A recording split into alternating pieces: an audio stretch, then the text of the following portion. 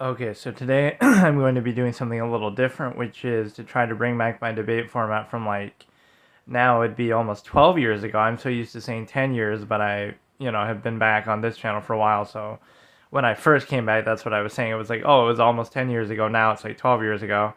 Like 2013 to 2015 range is when I did it. So I made a channel for it just to upload some of the topics and clips from it. I don't know if this is actually even working right now, as I'm trying to do it on my phone to see if that'll work. And I guess I should use my computer just to look at what is even happening. But yeah, I'm doing it on my phone. There's not going to be face cam, and the micro because I never do face cam anyway.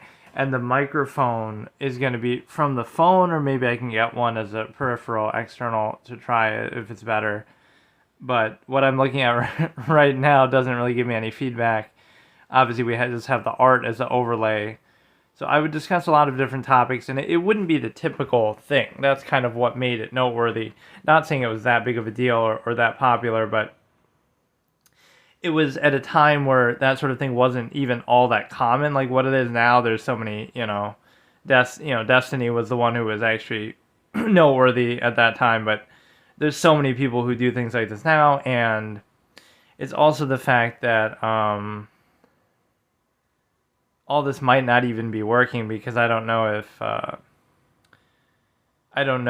the audio is capturing, but I'll just assume it is. But no, I would go into philosophy. I came up with all these logical razors, different things. Sort of a lot of philosophy and psychology more so than typical, politics or social issues. And the other thing is that different terms and logical razors that I'll go over. But oh yeah, I was known for like being objective and sort of, you could almost see it as like you're debating yourself. Like I would pose a thought, I call it like a thought process. I would pose something from a point of view, and then I would know what the counter would be to it. I would come up with my own counter, like playing devil's advocate. And so I would look at both sides and debate both of them. And sadly, I would make like a better case on the other side than even people who were trying to participate in debate. Like I would come up with a better rebuttal than they did, even though they were the one trying to make that part of the case. Like, so that's the power that you can always have, is like, you can be objective, right? Anybody can be objective. So that was something I was sort of known for. And a lot of the ad hominem and sort of stupid things that people do, where you're trying to attack the other person or something like that, is not really the style. I would even say it like, oh, I'm just a vessel of the idea. Like anybody can the idea is the focus, right? From moment to moment, anybody can have any idea.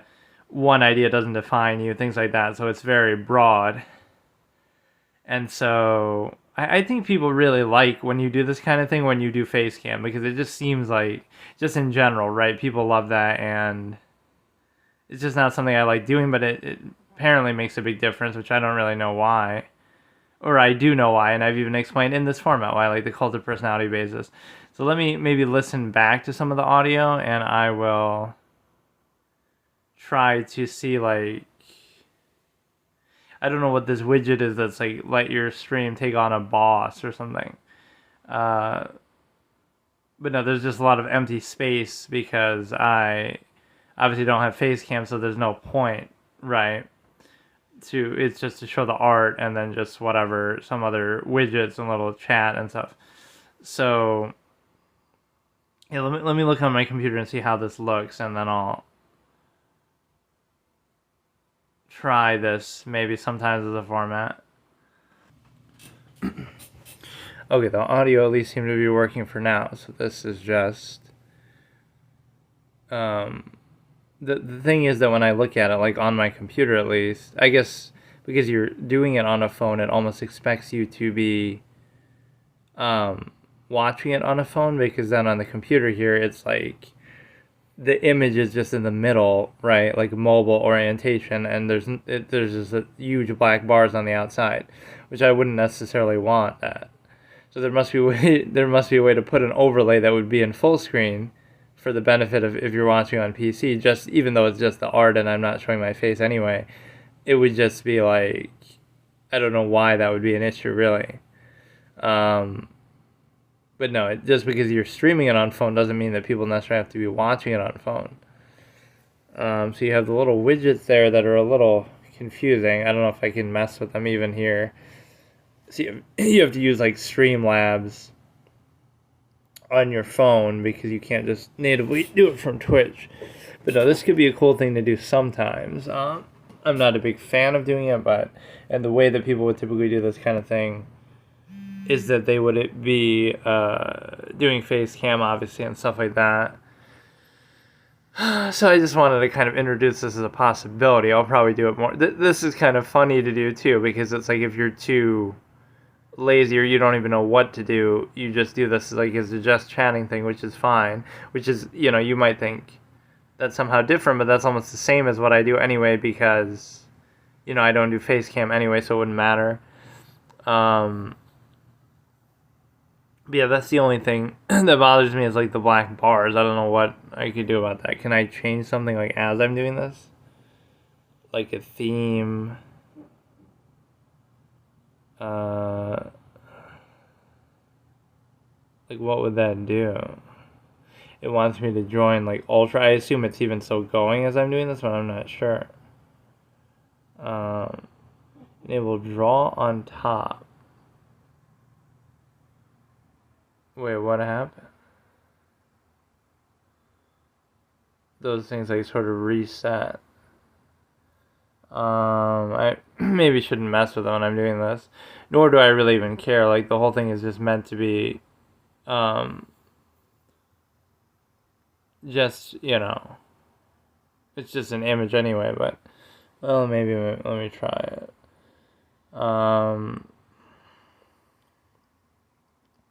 Just so there's something to fill the black bars, like.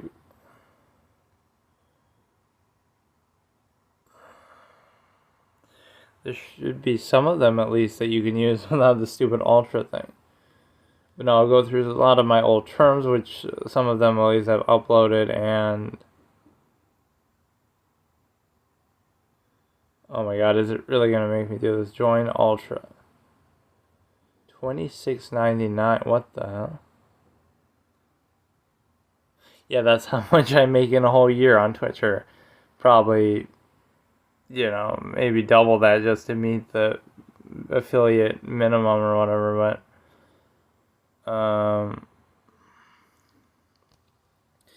yeah, okay, what can I go into here? It's good when you get the sort of audience participation, like if, people are suggesting topics or whatever, but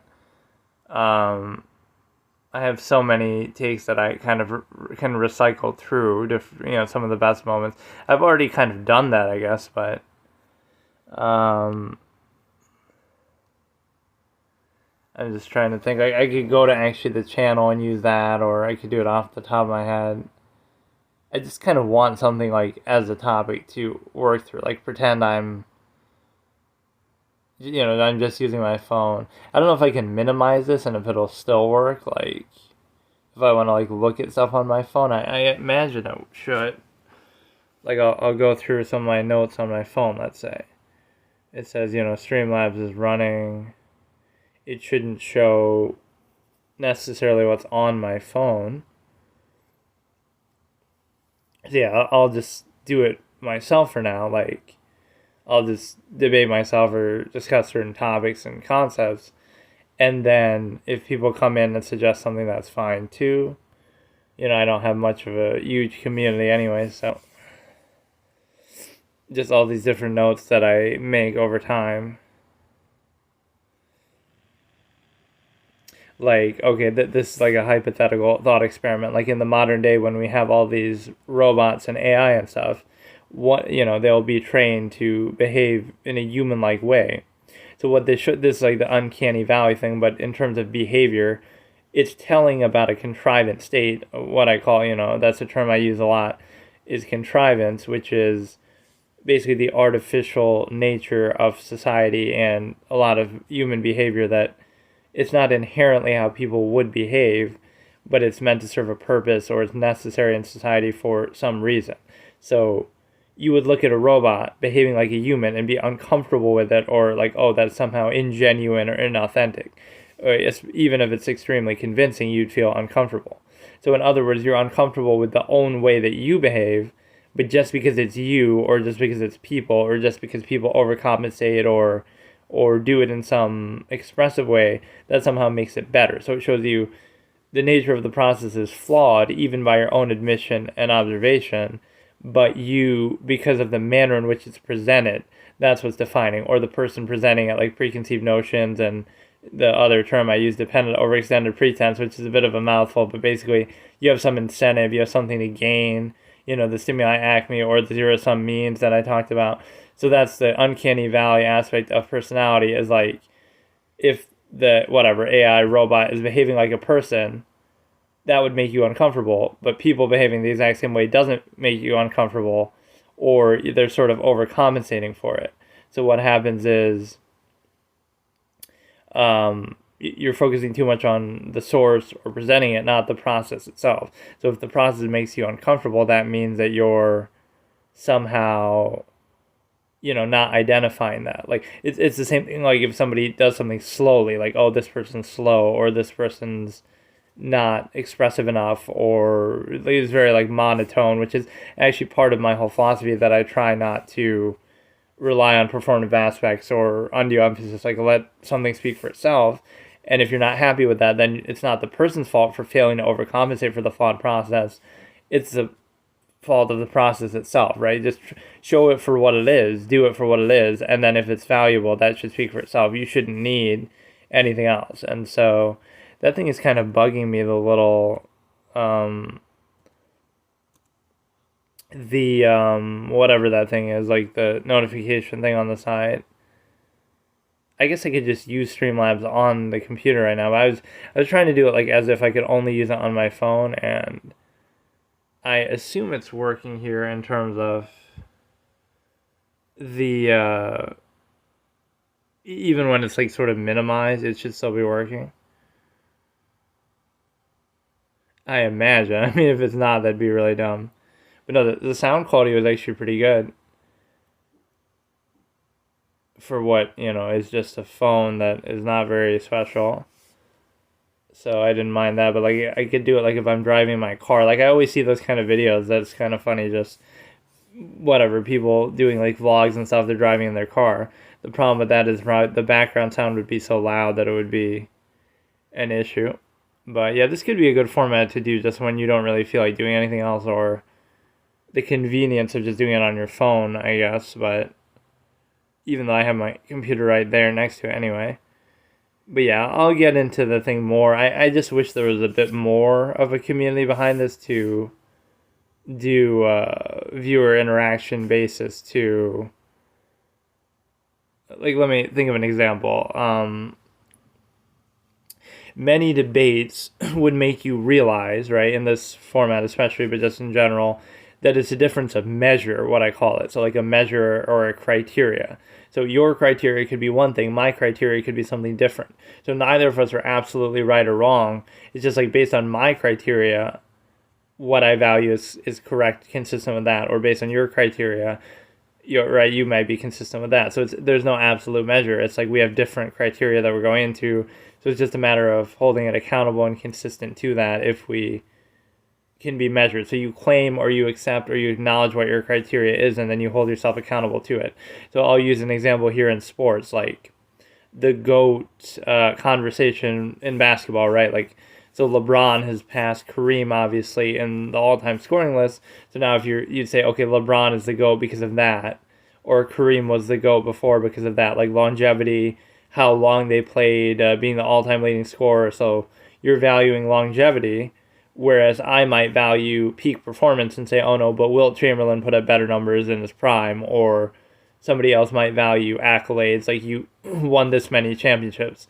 So all of those are legitimate criteria, so you have to decide for yourself. So there is no right or wrong answer. It's more like based on what your criteria happens to be, that would be defining. So I always said mine is like I'm 50% peak performance, like what I value, 25% is longevity, and 25% is like accolades, intangibles, other things like that. So right, so that would lean me more away from like the LeBron or Kareem, and more towards maybe Jordan or Wilt or somebody else like that where I'm peak performance. But again, if your criteria is different, that's where you're sort of assuming intent is a fallacy that I talk about, where you assume intent and then you can never be wrong because you're saying like this person values what I value or this person values something that I'm preconceiving, even if they don't. They might have a totally different criteria, right? But you're just assuming or projecting what they value. And so at that point, you are, already making the argument yourself, like,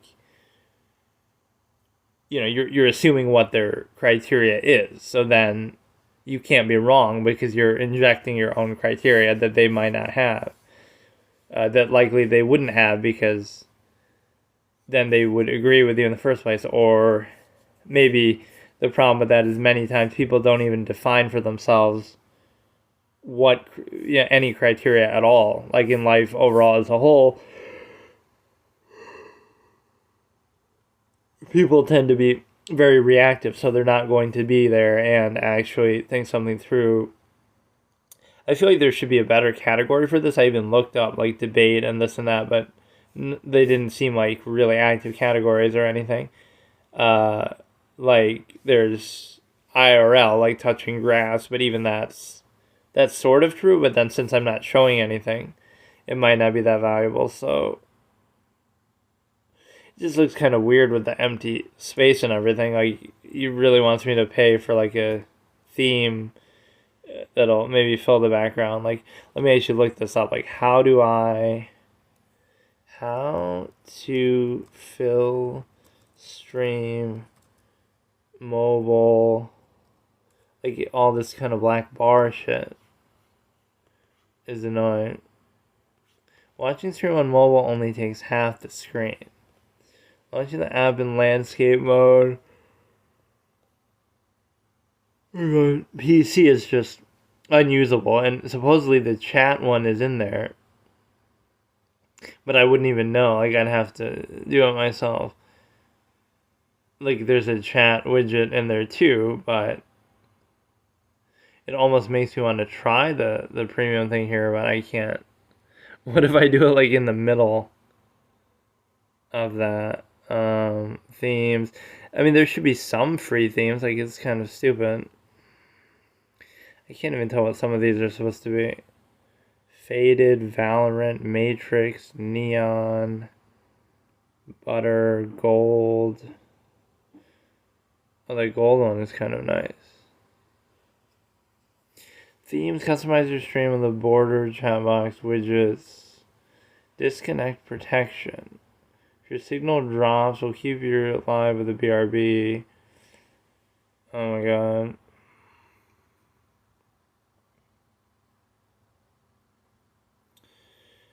I don't know if when I'm in another page like this, if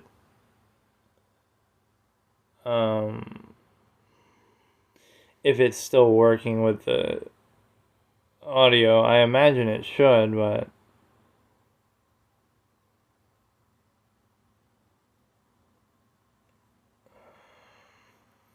this is pretty hilarious. $27 to use this, which again, this should be a feature that Twitch already has.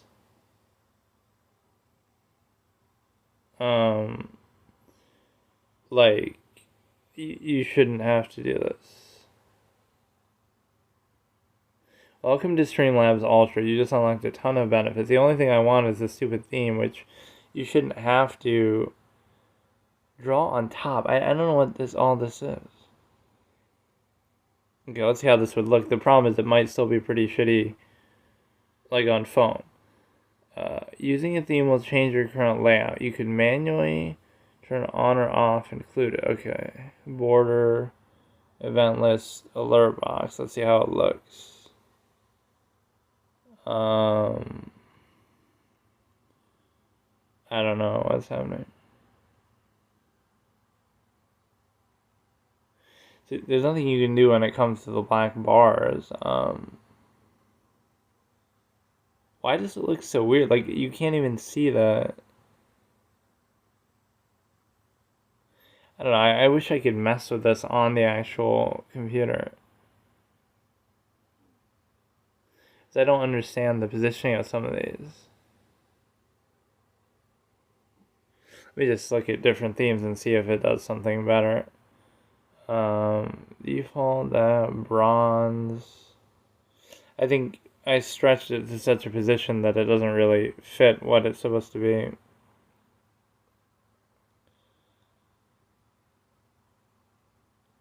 And then it cuts off some of the image there too. Again, there's nothing really much that I want to show anyway, but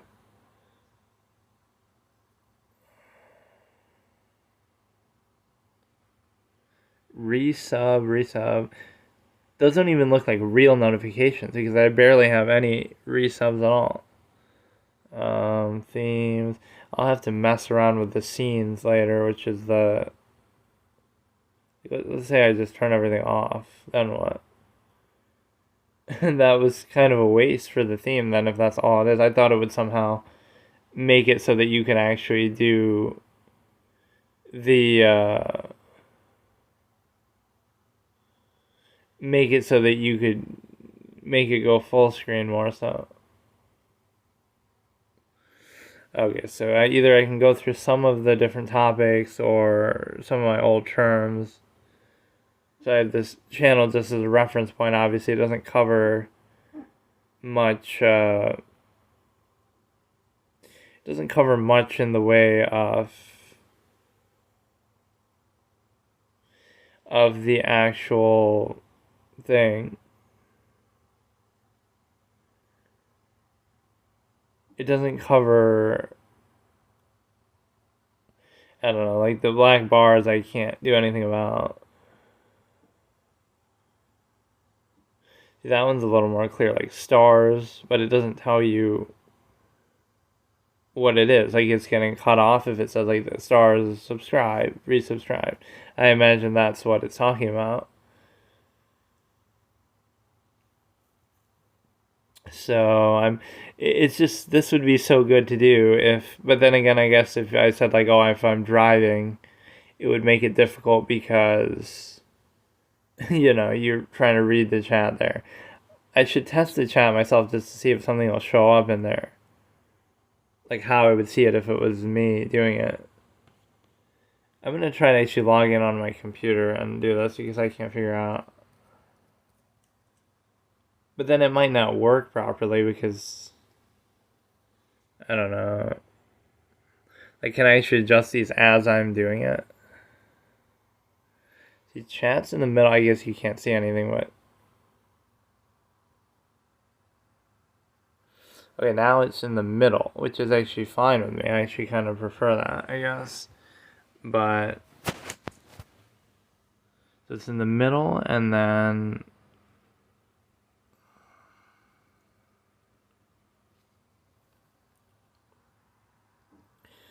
You could put the chat... You want the chat and a few other things, scenes. Okay, whatever this boss thing is kind of dumb. I just can't quite figure it out. What I should do is like... Okay, get rid of... I thought I would make like a joke out of the stream boss one, like... I'm the boss myself and you have to debate me for certain purposes, whatever. You see, it doesn't say event list. It doesn't say what that list actually is. It just says their names. Like, what? Did they subscribe? Did they follow? What?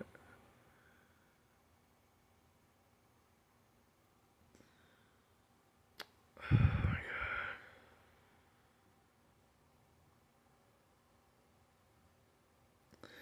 God. Okay, so you can see that, and it's getting kind of cut off a little. Okay, alert box on the other side, which some of these I can't even test to see what exactly they're doing. And the only other thing is the fact that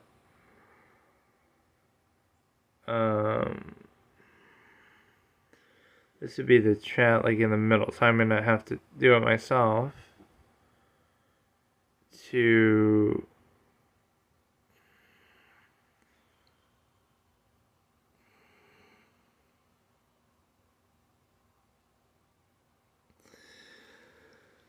see if anything like should show up, and the theme kind of messes it up too because the thing gets cut off at the top, my actual art.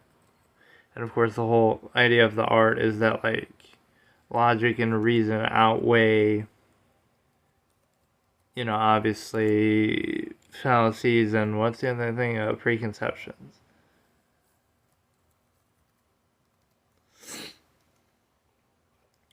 So it's not a very great piece of art. I have one like where everybody's kind of a black outline too, and so you don't see all the whatever stupid like there's the American flag and stuff like you're trying to depersonalize as much as possible and not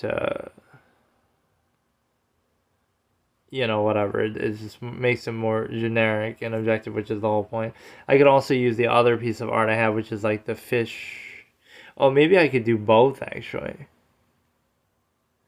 Oh, that's a good idea. I should do both, where part of it could be this and part of it could be it's like fish, the objective podcasting, which isn't even my, like that should show up now on the thing.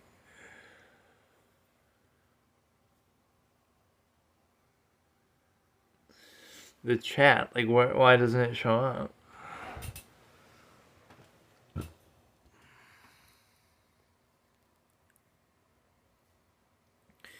Scenes.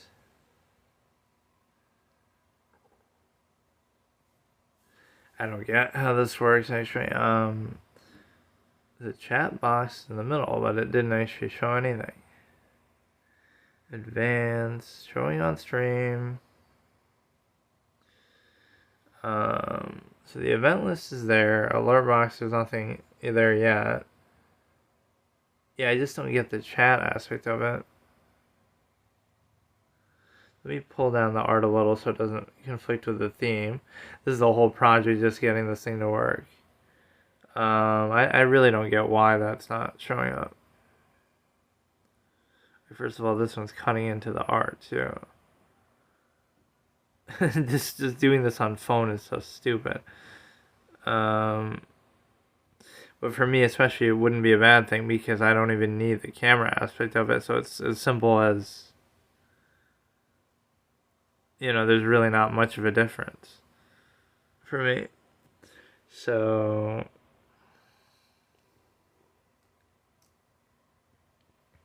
it's really not showing up, and the only other thing I can think of is let me look at that for a second. Streamlabs chat box not working.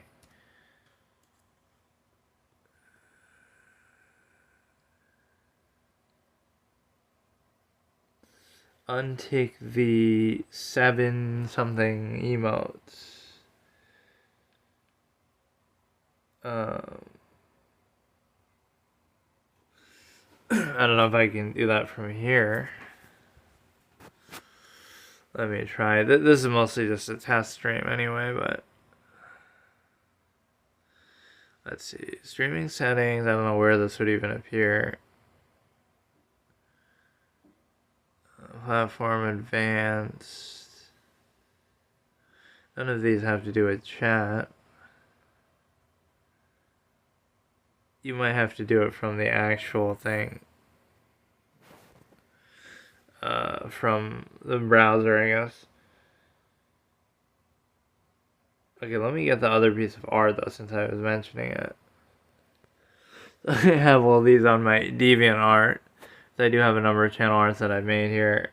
Or some of these are really old too, but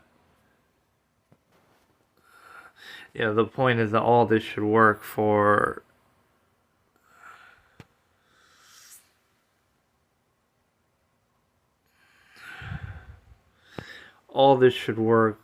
the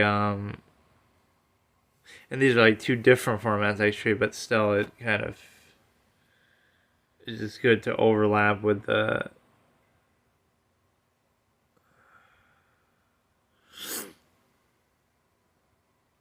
whatever, it kind of goes along with it.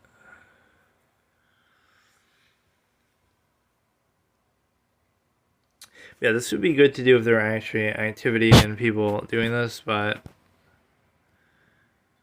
it's just very, very difficult to figure out whether that would happen. Or I could even use these ones,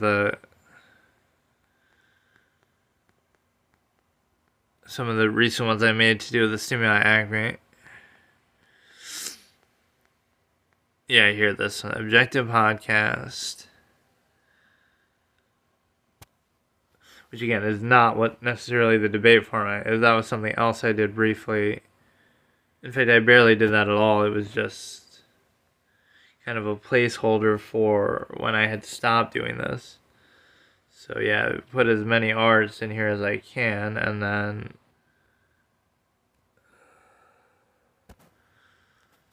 let me just get rid of everything that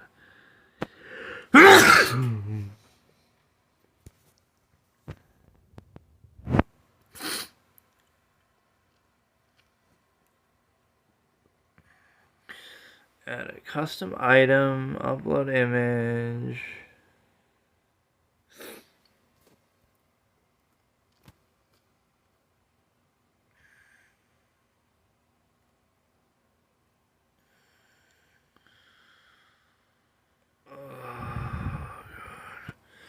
Okay, so you get to show off these two now, and then whatever would be in the middle would just be the... Wait, what? It just went away again. Like, what the hell?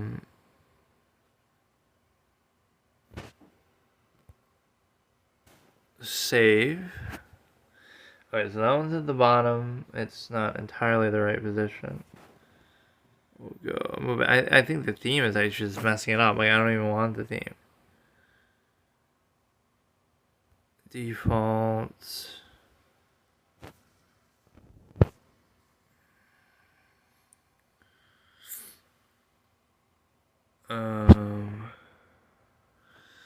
I don't know what's happening with this. Themes.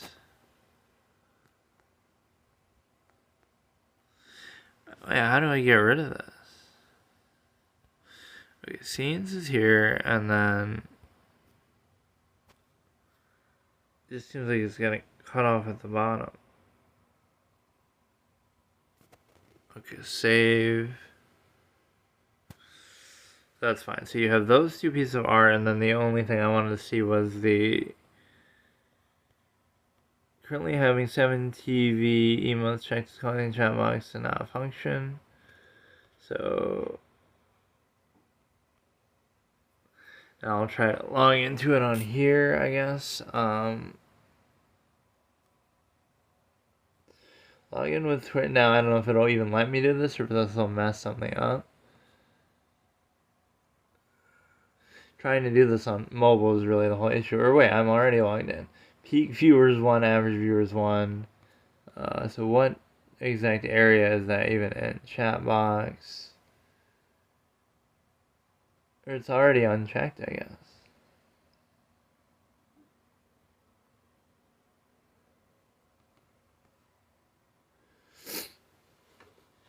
Display, Twitch, badges, clean.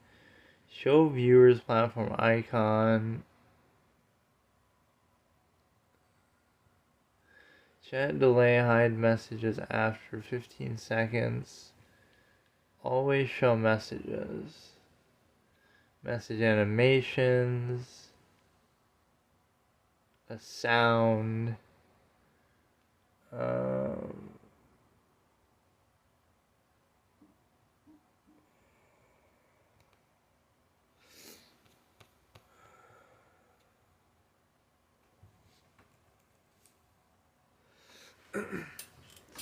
Yes, I still don't think that's working, and it wasn't the emote issue necessarily. Let me try again. Might not even have the widget for it now.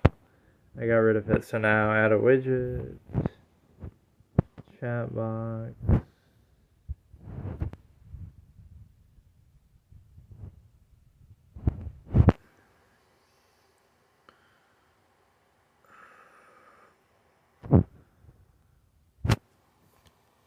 The problem is it shows just like a black space, so you wouldn't know really if it's working or not. Or I mean, actually, there's nothing there.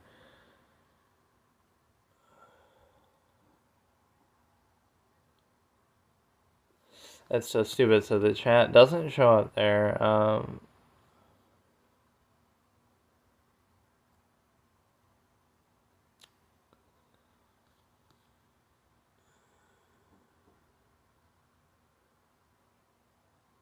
Or maybe I have to enable those emotes if I already have them on my account somehow, and then it would work. Even though they're not being used right now anyway.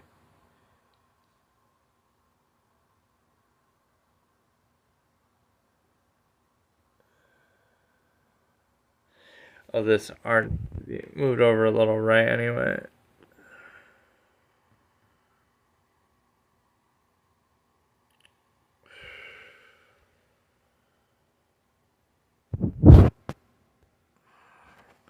So yeah, the main thing I can't get to work is the chat, which is a little bit problematic because it's kind of a big part of this. It's just not working. Background color is black. Font color is white.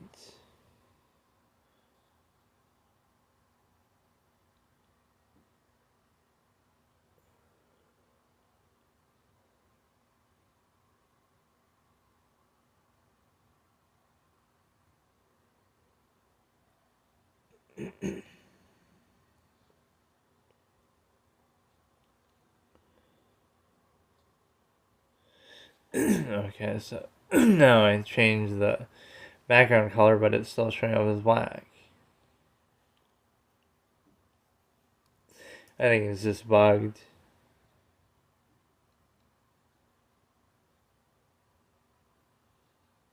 That blue is kind of too much, though.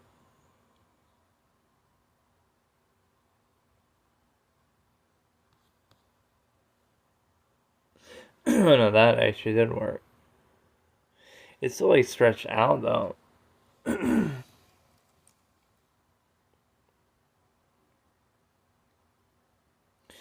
guess that works in a way. I don't know why it looks quite like that, but. Okay,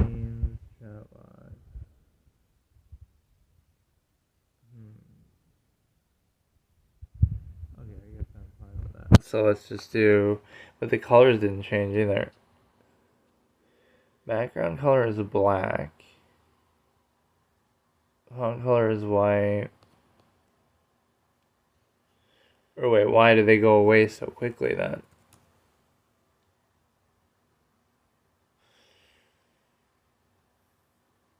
Like, why is it so stretched out, and then why does it go away so fast? Because I had unchecked that too, like go away after every 15 seconds or something. Always show messages. That's so dumb. Like, these settings aren't really consistent.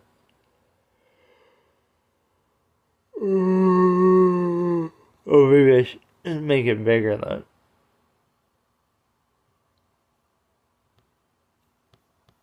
Make it bigger, then I'll try again. So.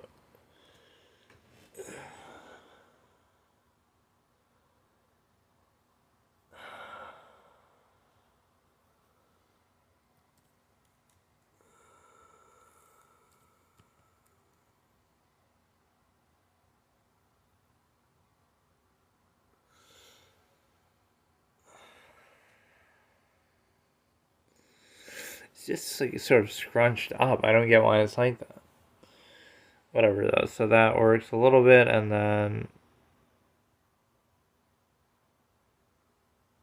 that's basically all you need. So, and then you have obviously the black bars all around the actual, like, even if I go full screen on here,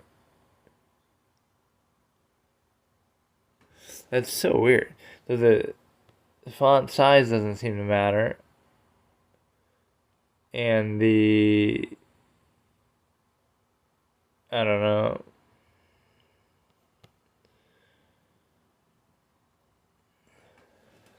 So yeah, now maybe I should go through some topics or something. I'm just trying to think how I would do this, like if I don't have anything to work with.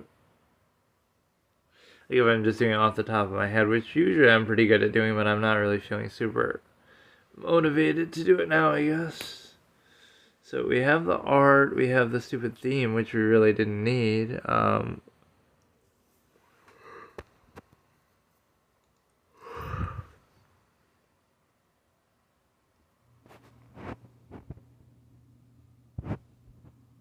That theme thing was so overrated. I thought it would just make it go full screen actually instead.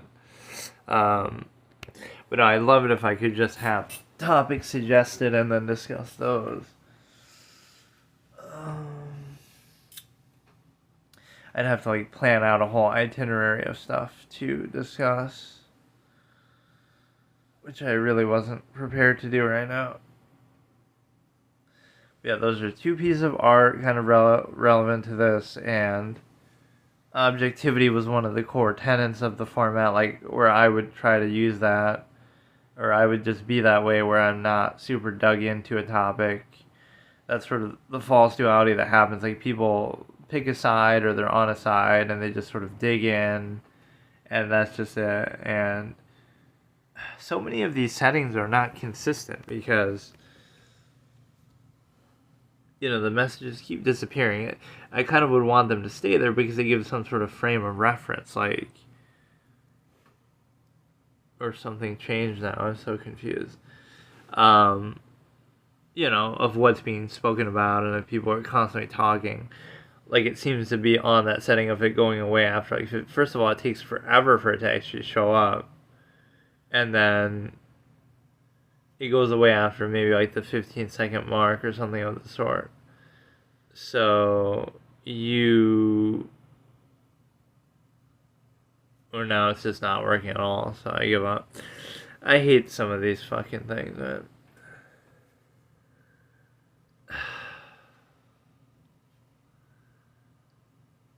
Or it's gonna like block me for spamming even though it's my own channel, but I think I get it. It just takes like a century to actually update everything. So when I'm changing the setting, it was registering. So now it's doing the font at a much bigger size. So let's do it at...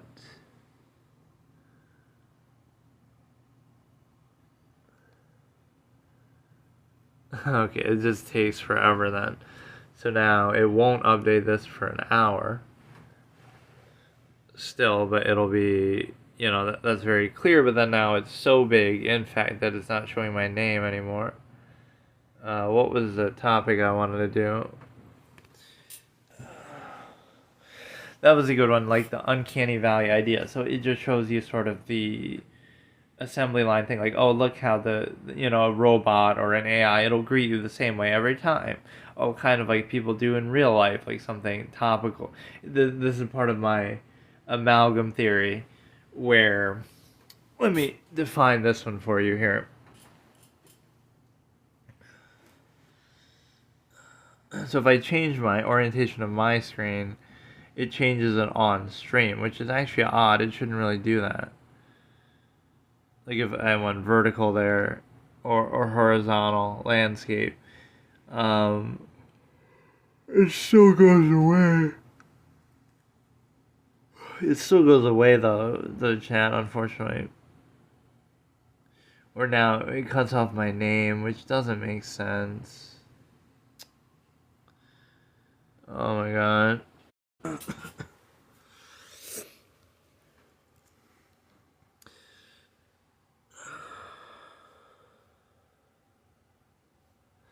Style is clean. I don't know why it's so difficult. Hide common chat bots. Hide command starting with exclamation mark. Chat delay, hide messages, always show messages. Message animation. So the only thing that's messing up now is it's not actually showing my name anymore, or whoever's name would be. Yeah, it's just not.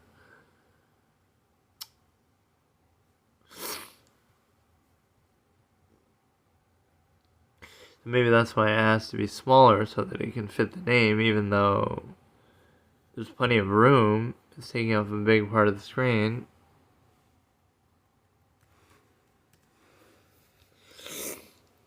And no, it's just not even showing it.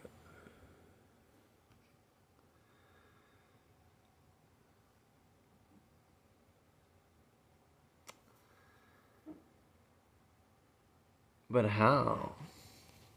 Wasn't it showing it before?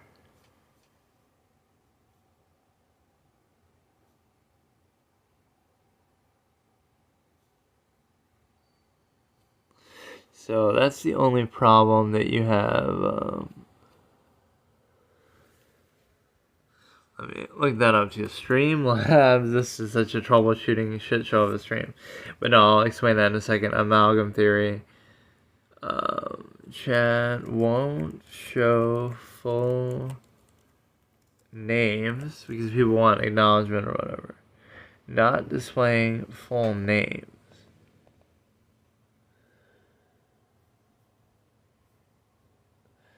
I had the same problem to basic CSS.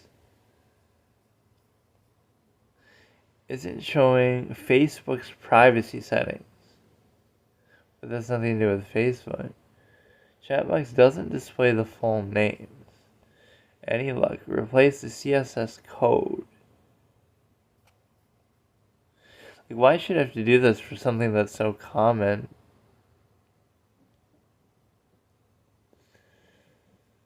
Will not display.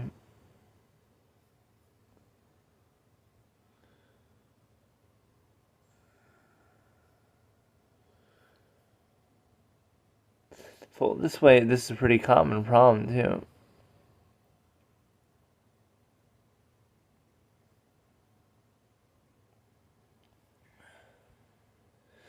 Cutting off chat hasn't been widened. 29 pixels wide. Put it 40 pixels wide. Stream elements right chat box.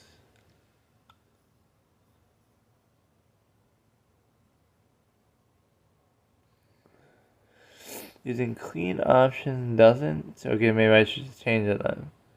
Full username. Changes by size by yourself.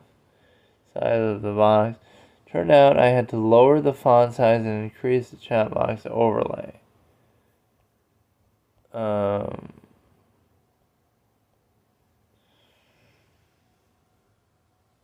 Let's just change it to this. Different style. I mean, as if it should be this difficult. Like, it's so ridiculous. It's a different style now. So again, okay, I'll try to change it again. Maybe I should try to change it on the PC form of it.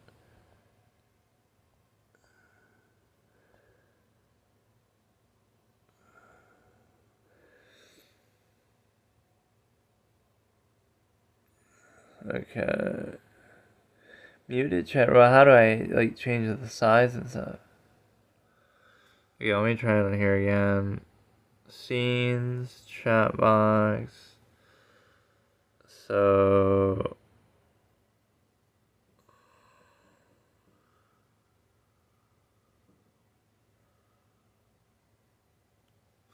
I kind of made it smaller now because it was already as big as it could go, like very wide. And then it always disappears after a period of time. But it's showing it full now, so what did I even do to change that? Now the font size is, oh my god. I kind of shrunk it down a little bit. That could be the... Okay, let me raise the font size again.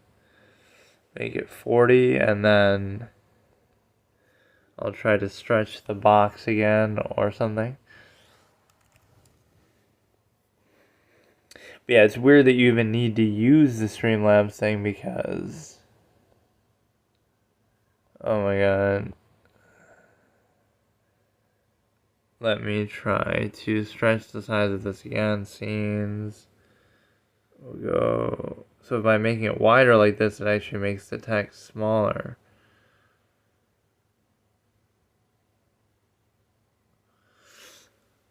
Which is a bit odd, so let me try it once more.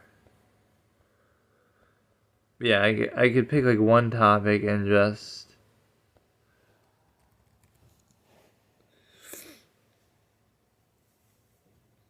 Okay, that looks actually decent. So now it's just a question of whether it stays there for a long period of time, which it somehow doesn't, which is unfortunate.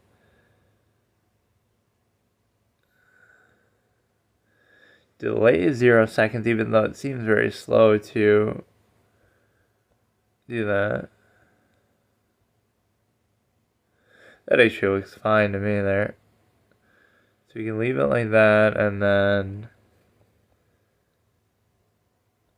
Yeah, I had so many different terms that were pretty useful in it, like, that I came up with, and different concepts that people would use then, and we had, like, a little small community to it, nothing big, and then different logical razors and stuff, so, I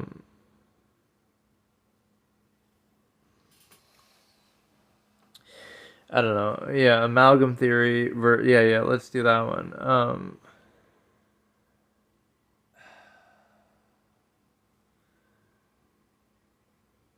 That art kind of keeps switching when you do it. Maybe it resets the chat when I do that, but not any other time. Let me try it again.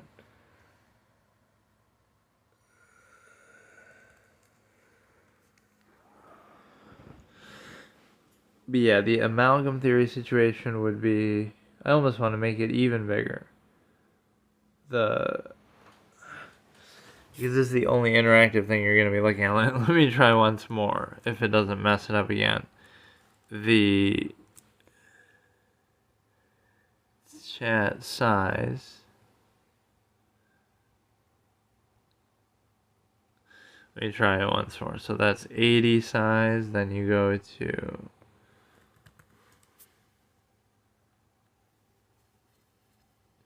That doesn't seem different. So it definitely takes a little bit of time to update when you do that. So it's showing the full name. I don't know, this would be what would change that. So amalgam theory refers to like the human family. The like all of humanity is one family. You wouldn't place special emphasis just because of nearness or, immediate family. So it would be like everybody is just doesn't matter, right? Like you don't look at people in terms of anything else, preconceived notions, whatever. So like it would just be, there wouldn't be sort of any artificial element or any barriers, right? So socially you either wouldn't care, it'd be just sort of neutral and indifferent and to the point, or it would be like sort of topical. You wouldn't go through certain preconceived elements. It would just be topical, to the point.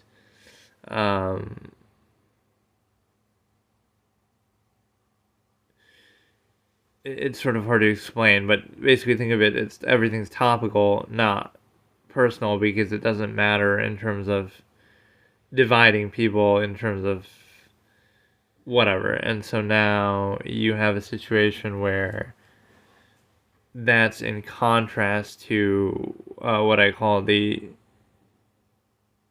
is so weird. The size didn't change at all. It's in contrast to the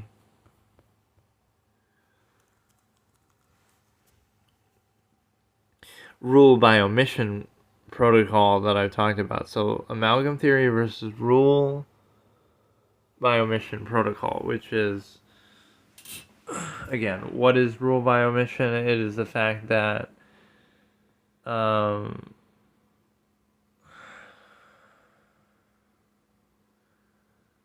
okay, this one's just been very distracting because of the circumstance, but let me try to just do this topic at least as the one point, and then we can do this obviously some other time.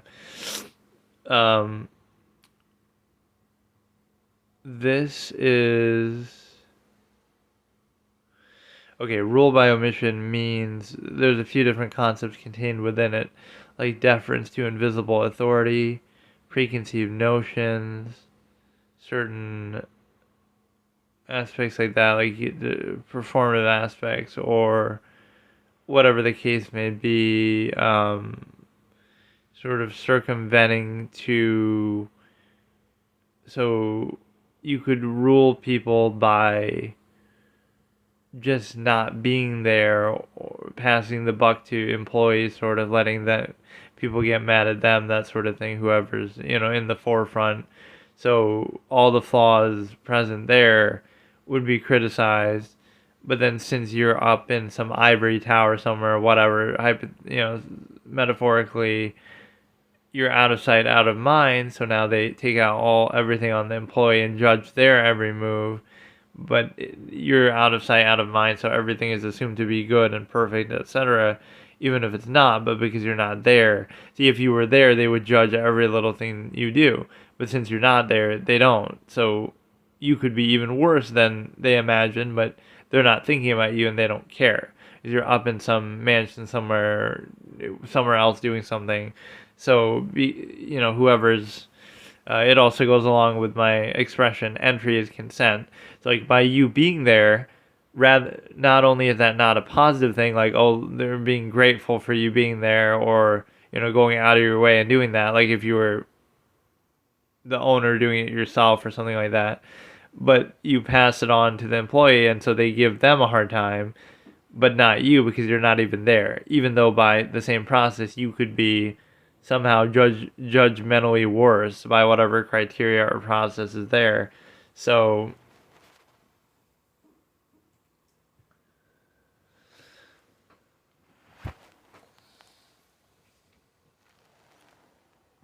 it's not the best explanation, but rule by omission again. It's also a term that I use, like, let's pretend a government leader, speaker, dictatorship, whatever it might be, they would ignore dissent, right? Like, they'd be giving a speech and some rebel protest or something could have happened the other day. And it's not that they would condemn it necessarily, right? They wouldn't say, oh, they did, all these rebels were doing this terrible thing and they're so bad for doing it. Sometimes you can do that as a rallying cry, but the true power would almost not even acknowledge it. Like, it didn't happen. We won't even talk about it. So it's not even a topic of discussion. So now you're not even leaving the possibility for people to sympathize with it. Sure, your intention might be, oh, this group of rebels was so bad and they did this bad thing, this bad demonstration. But then just by simply discussing it, now it opens up the possibility that people might have a different view. So they might agree with you that, oh, they were bad, or they might disagree with you and say, oh, no, they're actually good and we sympathize with them. But it gives them that option of, agreeing or disagreeing instead of controlling the topic overall, which is what the media can do too. So, like, the whole topic would be, we won't even discuss that.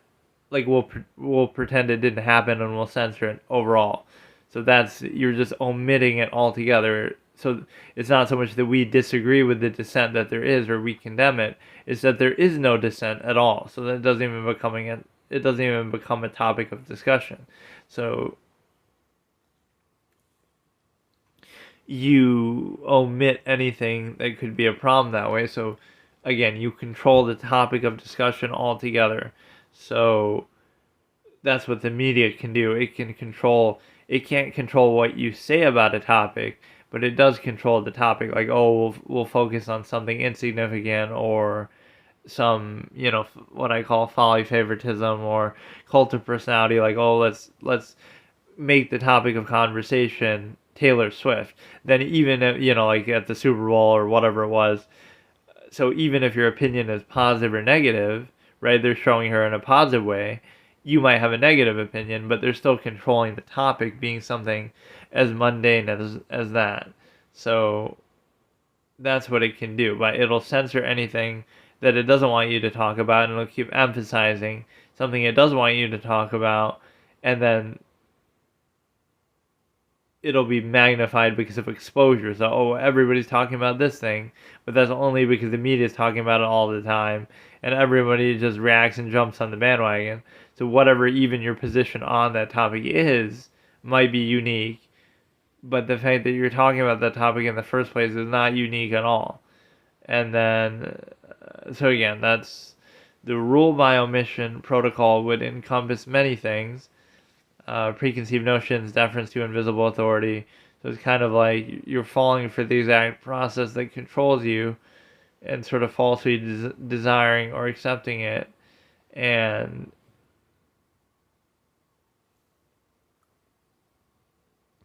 it's a situation where I had better ways to explain this, but I guess I'm not really in the mood. But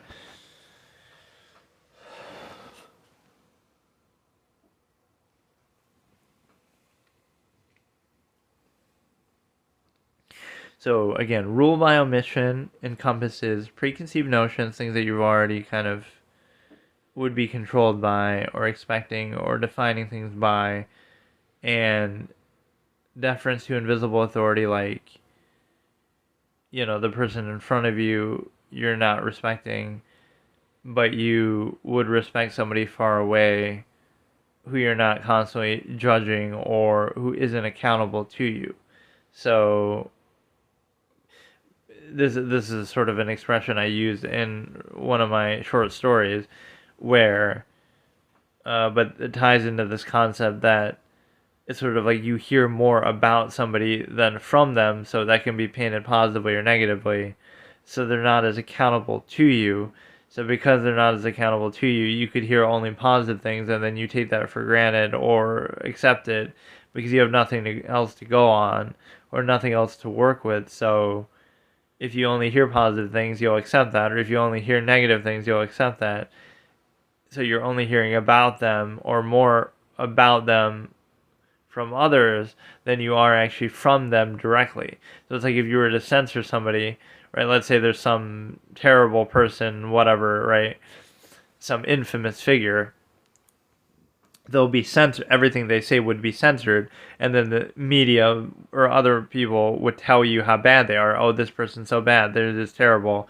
That's why we censor them, and they're not. You're not allowed to hear what they say. Instead of the more basic logical position of you should be able to hear from them directly, and then if your opinion should be the same. Like social Darwinism should come to the same conclusion that if they're bad, then that would only exemplify it all the more. So, I have this expression like, if somebody is as bad as you say, right, you would want to put what they say up on a poster on the wall and advertise it all the more, because if they are as bad as you say or believe, then you could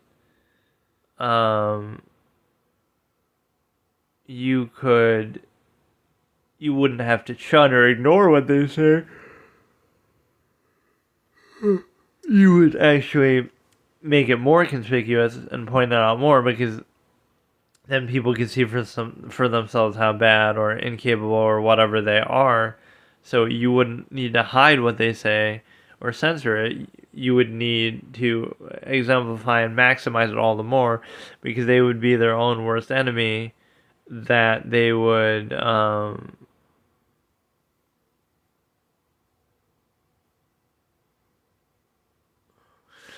be their own worst enemy, because considering that your view of them is negative and you believe that to be the correct view, then you could let people come to that conclusion on their own, and so they would be their own worst enemy in expressing whatever. So you would, again, not only would you not censor it, this is like an opposite interpretation. One of my concepts from that same format, that you could look at the same thing and interpret it two vastly different ways. Like two people, or people could look at it differently. So, but you would want this, like, you want to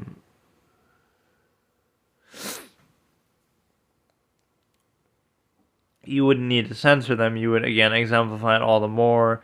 You hear more about somebody than from somebody, and so it's an impure base of judgment. Again, deference to invisible authority. So I just call it, again, RBO protocol, rule by omission protocol. So again, you just omit something, and then you,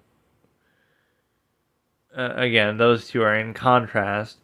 Amalgam theory, where it's the human family, and you would treat everybody like you know them, and you value them all equally, and that's all. You wouldn't need to go through canned sort of social constructs. It would just be topical, to the point, direct. Everybody just approaches everybody like that instead of some lowest common denominator controlled process that would be very incentivized. And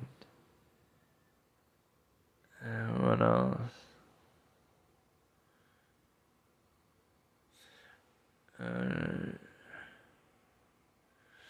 But yeah, this is a format I could do from time to time, and of course visually it's not very compelling. It'll just be some art there, some text, and it's a situation where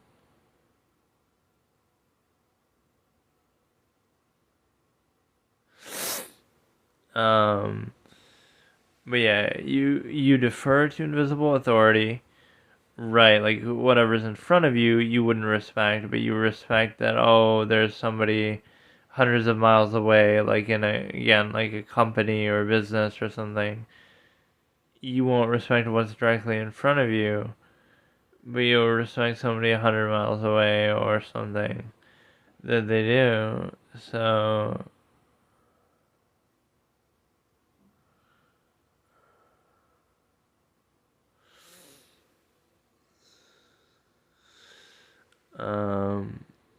yeah, amalgam theory, again, is identified by the human family. Everyone's a family. You wouldn't specify it further than that, or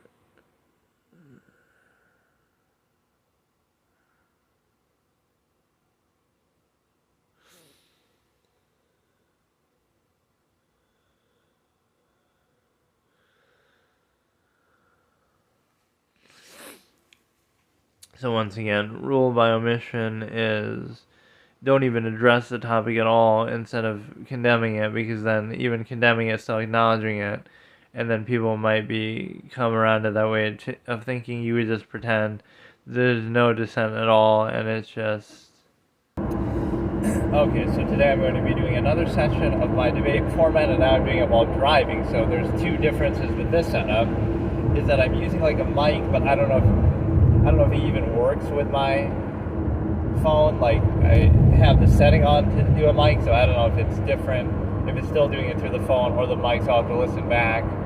And it's obviously also while driving, so you get some of the background sound, so it's not the best setup from that perspective, but hopefully you can at least hear it. So what we're going to do here is again, I can go through some of my old terms and logical razors and concepts from that format that I would use, and that I, created all these different terms. So that just gives you an outline, and then obviously people can come in and suggest topics and debate me, etc. So it's sort of hard to explain, but you go into it with objectivity, you go into it with, this is sort of the premise of the format, so it can be then used for any topic, really. It's just, there's an emphasis on objectivity, there's an emphasis on not personalizing things, there's an emphasis on not using common fallacies, and I even had this whole section of anti-fallacies that I would go into of, let me try to remember. I mean, there's so much I can just rehash different things I've discussed, but and the chat should work as far as I was testing it yesterday, but it'll sort of show up on my screen, but it was kind of small and I couldn't get it to show up any better. But so yeah, let me think of an anti-fallacy. Like, this is to do with religion. You cannot dissuade with reason what came about by desire. That's one of my favorite phrases. It's just like, it applies to religion and other things, but basically the reason why people believe it is not based in logic and reason and fact in the first place. It's based in desire and incentive and sort of, people want to believe that they'll go to heaven when they die. They want to believe that there's structure and purpose and everything like that to the universe, etc. So therefore, the reason why they believe isn't entirely based in logic and reason in the first place, so you can't really come at it from that perspective. You have to realize they believe it because they want peace of mind and certain comfort, not because of other actual fact-based, etc. Reasons. So it's a little bit difficult to do that. You would have to appeal to that the same way. You'd have to say, I'm going to give you some other peace of mind, some other overcompensation or structure in the place of that, then they might be dissuaded by it. They're not going to be dissuaded because you're saying, well, that's not logical, that's not fact-based, that's not consistent with science and other observations, because that's not how they came to the conclusion in the first place.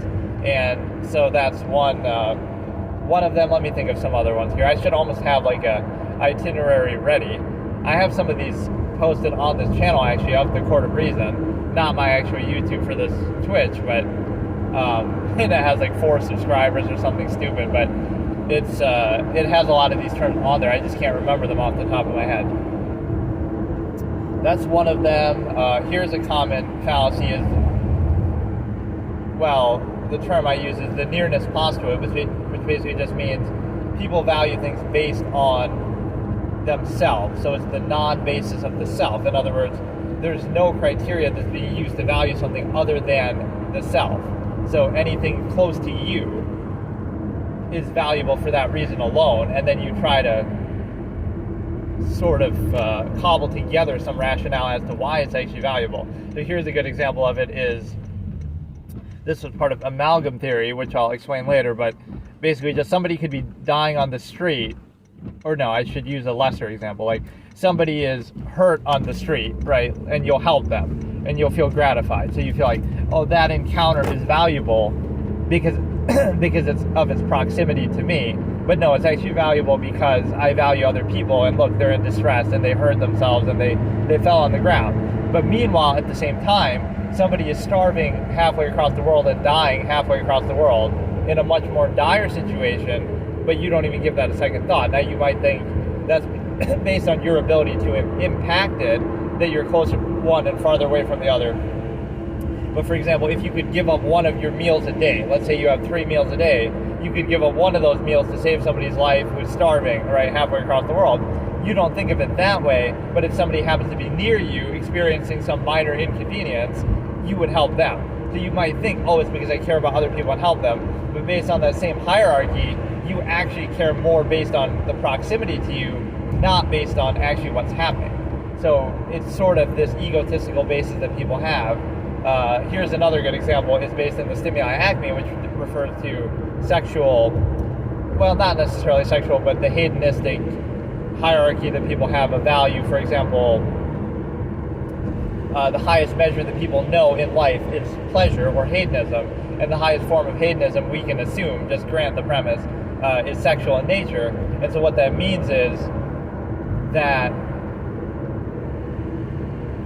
one of the great proofs and examples of that is in profanity, right? Most profanity has to do with sex.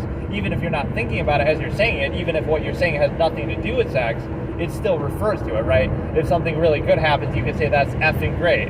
If something really bad happens, you can say, oh, that's effing terrible, right? And countless other profanity has to do with sex in some form. So you have to think about that and say, well, people aren't actually thinking about sex, but they can think of no higher form of expression or value or meaning in life than that, right? That's one proof. Also, like song lyrics, right? Most music is romantic. Most media and marketing, all these different things, they all reflect that this fixation on sex, or again, a form of hedonism, that's the highest form of value or expression that people know. Again, profanity is a great example, and even what's the other one? There's one other example I use, like, even just like life goals, right? You could argue in form of a functional family system, like, oh, it's useful to do that, like, be with one person and you live with them and that's your household, etc., based around sex. But you say, like, your whole life goal is based around sex in terms of being with somebody based on that, living together, your whole house, your whole finances, your whole lifestyle is based around that. So while the functional basis of a family system can be argued for, it's just more the observation of how much emphasis is being placed on that there is no higher measure than that. And so getting back to the nearness postulate to do with this is the fact that an individual is going to be with, like, their partner, for example. What are let's first look at the hypothetical absolute that we have here of love, and it's meant to be, and it's, they're the only one for you, that kind of thing, right? what are the chances that that person who's your soulmate and you're meant to be with happens to live in the same geographical area as you, like they go to the same school as you, or they work at the same job, or they live in a general close vicinity to you, right? What are the chances of that? It's almost as though it's not absolute at all, and it's just a matter of convenience and certain preferences within that, sure, right, that'll overlap, that you like people who are taller, or you like whatever, their personality, that's fine, but the ultimate defining factor is they happen to be within a close proximity to you, and so what that does is show you that's the real basis of value, is again the non-base of self, that which is closest in proximity to you, not something based on a standard or criteria. See, if you were to suggest and answer that, this is where the contradiction comes in. Oh, I like them because they're attractive, or they're funny, or they're whatever. You put in whatever your criteria is, but by that same criteria, have you assessed all 8 billion people in the world, or all 4 billion people of your preference, whatever, assuming you're into men, women, whatever the case may be? Have you assessed every single person? So, oh, I like them because they're attractive in this way. But then you can assess that and hold that accountable and say, oh, but somebody else somewhere else in the world could be more attractive by the same basis. Or I like them because of this criteria or that criteria. So you're not actually using a standard or criteria, and the defining factor becomes the fact of their nearness to you. And so now what you realize is you have to constantly create this illusion of an absolute to specify the stimuli acme, to say, oh, I'm with this one person and only this one person, because it's love and it's meant to be.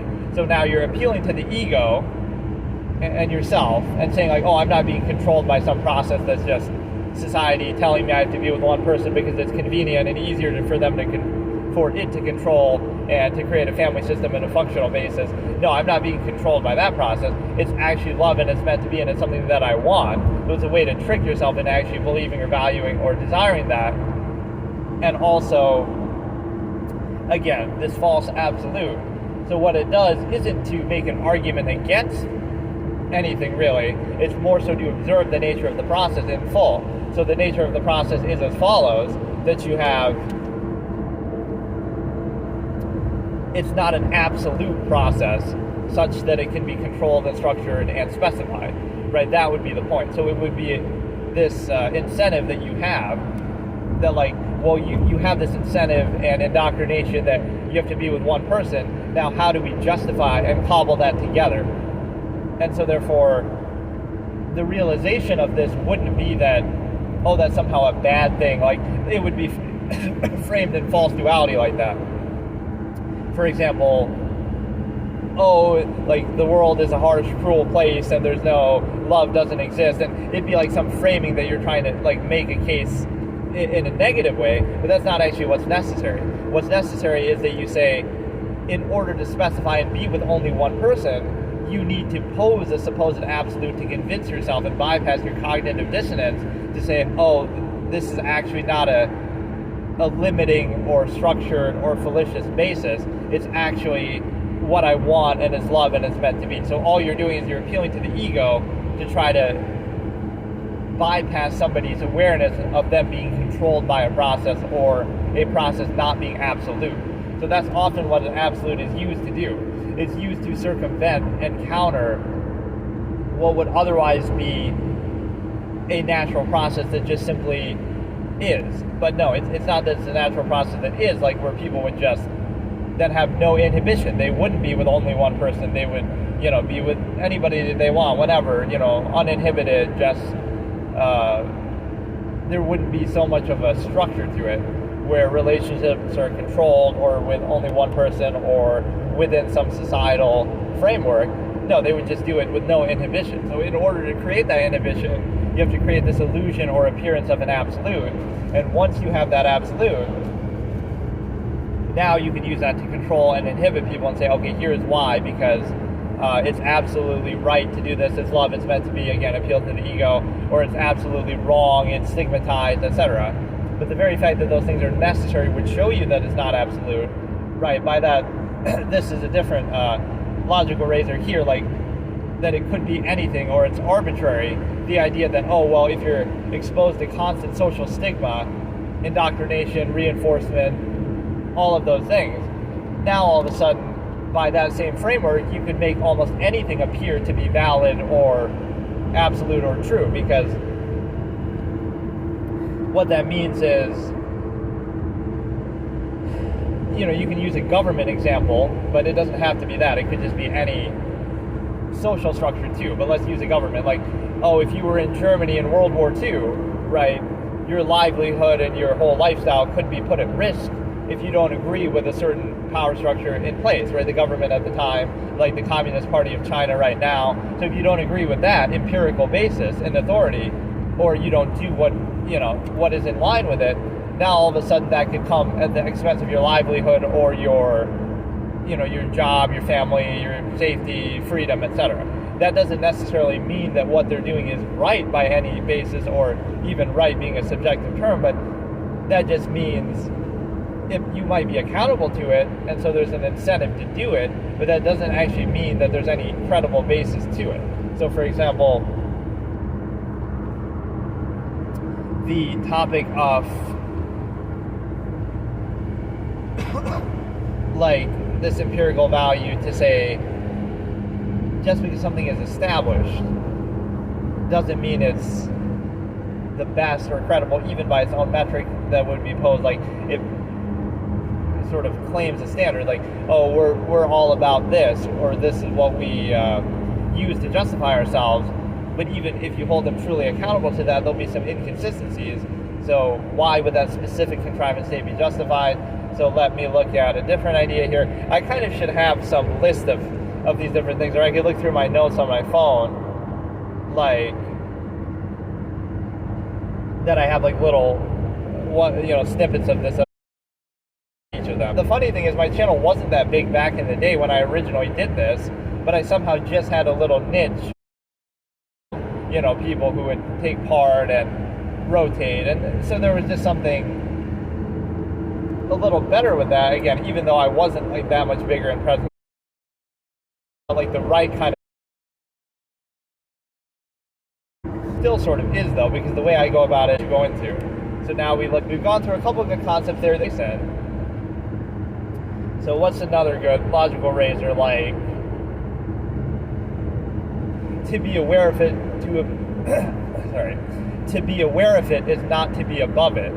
So this is a very key logical razor for the format that can be used to dispel many fallacies in debate and discourse. So the example I use with this is sort of pollution, right? Let's say you live in a big city and you say the air is polluted, and then people will say, it's a little dirty because of industry, factories, or just a bunch of garbage, just the sheer number of people, right? Everything makes the air a bit more stale or a little harder to breathe than it would be in some rural countryside, things like that. So you would say the air is polluted here, it's hard to breathe, etc. And then people can come back and say, well, if you don't like it, just don't breathe it then. Just don't breathe. So you just, suffocate. But that's the point, is you can be aware of a process while still being subject to or beholden to it. You still have the need to breathe oxygen. I mean, you vouch for it all, that I won't say it's a bot, but that's fine. I don't know if maybe this would do better on YouTube, because I've seen people's but they're showing face cam too when they do it, but like just vlogs and people just talking into the camera and stuff like that. So the one thing I wouldn't really know is that maybe I should even test. I don't know whether the audio is picking up from the mic or whether it's picking up from the phone still. I don't know whether it's registering that or not.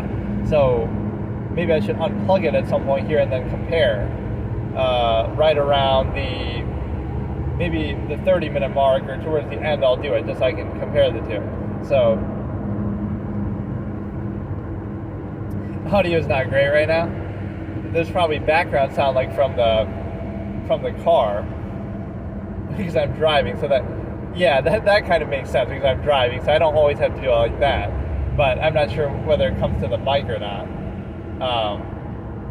So yeah, what was the last topic I was saying? To be aware of it is not to be above it, which is a great way to dispel either ad hominem attacks or attempt to discredit the speaker. So for example, something could apply to you, but you can still be critical of it, or at least have some other preference, like how can we improve this process that has some flaws while we're still a part of it, but that's often a way, it's like a snap judgment, like, oh, well, if you don't like it, the air in that city that's polluted, then you can just go live somewhere else, which is maybe a legitimate alternative, but there still could be a middle ground where you could try to improve it or have a preference or have there's an observational basis that you can have despite it applying to you, and that applies to like society as a whole. You can be critical of certain aspects of it or even the very nature of it, but then, oh, you're still a part of it. And the funny thing with that I went into is a whole different argument. This is sort of absolutist philosophy that I talked about, where at least that proves that you can hear me, though, even if the audio is bad. That always means it's working in some capacity. You know what I did in one of these sessions before when I tried streaming on my phone was actually, I tried to play a game of chess with my voice. So that's how I was trying to learn notation. So I would say pawn to a6 or this or that, because the chess added that voice feature. So you technically could do that, actually. And if I was really good, that would be kind of funny. Like I'm a grandmaster playing chess while driving with my voice. Like it's just, or, you know, you don't even have to look at the screen at all then. But the hardest thing for me with that is just knowing notation. But no, you would be aware of something, so now society would come back and say, you can't be critical of this aspect of it, or even the nature of it overall, because you're a part of it, and you've been a part of it your whole life, and look at how much it's done for you, or, you know, you owe back to it. The problem with that is, it's a non-choice reaction that, oh, you didn't choose to be born into society. You didn't choose to be indoctrinated by it, you know, all those years in your youth, etc. You didn't choose to, you know, do any of that. So that doesn't necessarily mean it validates it or vouches for it. And again, by that same arbitrary criteria, you would realize that by that logic, then you could do that with anybody, right? Like, oh, we're going to create like a Truman Show experience where you're born in a prison cell, but it looks like that's all the whole world is, and you wouldn't know any better. So now all of a sudden you might like that or vouch that or validate that because you wouldn't know any difference. You wouldn't know any better. You have nothing to compare it to. People accept the reality they've been presented with, right? The line from the Truman Show. So the thing that you've been exposed to this situation, you would insist upon yours just because you've experienced it, but they're all equally arbitrary. So by that same logic, you would say, you could say this with country, or just is because you happen to have lived there, you were born there, grew up there maybe, right? So you realize how weak of a criteria that is, because if you were born in a different country, you would have the same feeling of that country. So it's interchangeable, and it's not really any credible criteria that's being used. Instead of you sitting there and thinking, no, I'm going to choose which country to live in after careful assessment based on certain criteria, based on education or crime, or based on certain social norms and ideology that you didn't choose in the first place.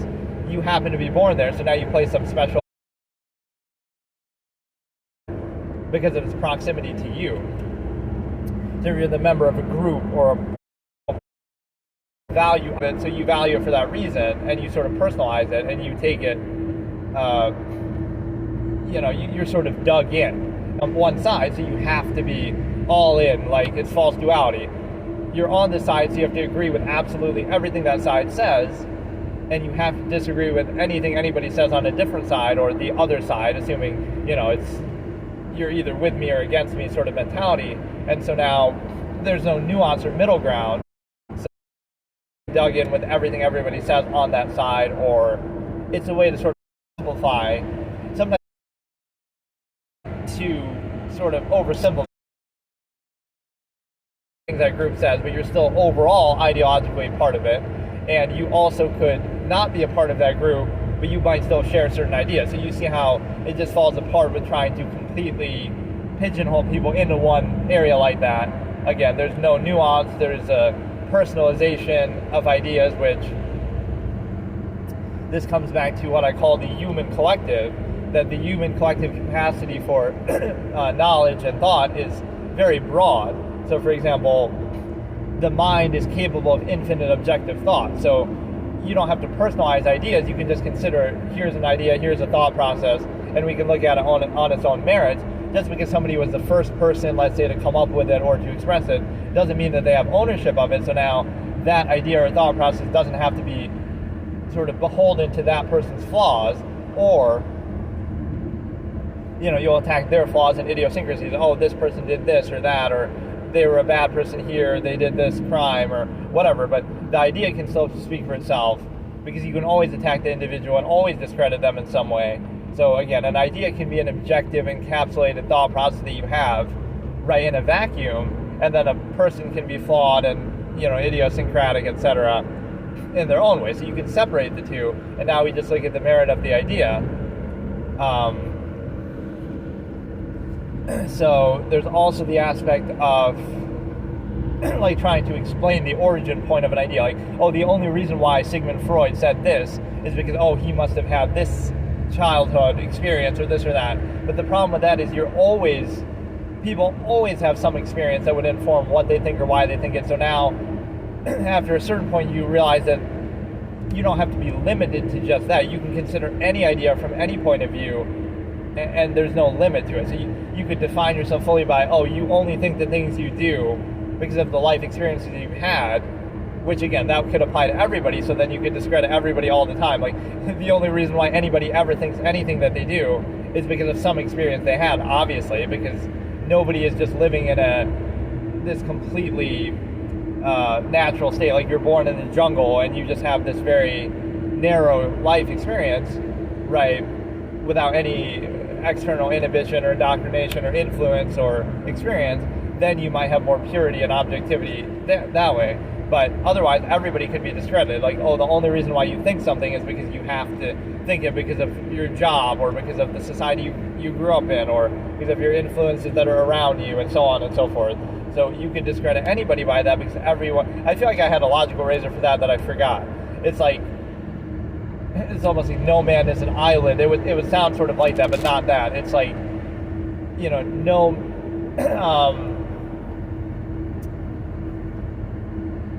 I can't remember, but it's sort of just like, here's a similar one, like, don't give any man a monopoly on sin, or I guess you could say virtue too. The idea that, you could be the worst person ever, which I won't even name or give an example because that becomes sort of a buzzword, but it could be the worst person ever, but that doesn't mean that everything they ever did was bad. They still, ate food too, they went to the bathroom too, they did ordinary everyday human things like we do too.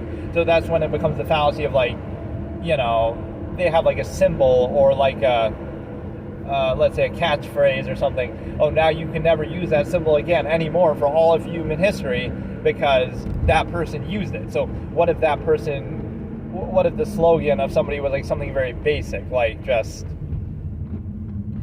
I don't know, something very ubiquitous, the OK sign, for example, that was associated with some, I can't even remember, some white supremacist group or something. That was like, they did the OK sign, but now you can't just give them a monopoly over that to say, oh, because they did that, now nobody can ever use that ever again for all of human history. So if I'm a bad person and I use the thumbs up as my symbol, and I'm some revolutionary leader that becomes a dictator and so on, and I always use the thumbs up sign, now nobody can ever use something as simple as a thumbs up because it'll always be associated with them. So it's sort of giving them too much power to say over it, like, now you're giving them a monopoly over language, so nobody can ever use that again, and it's always associated with them, instead of just condemning the actions that they did that were bad, but not necessarily boiling it down to a symbol or to a certain expression or slogan or word or phrase that they might have used or been known for, etc. So,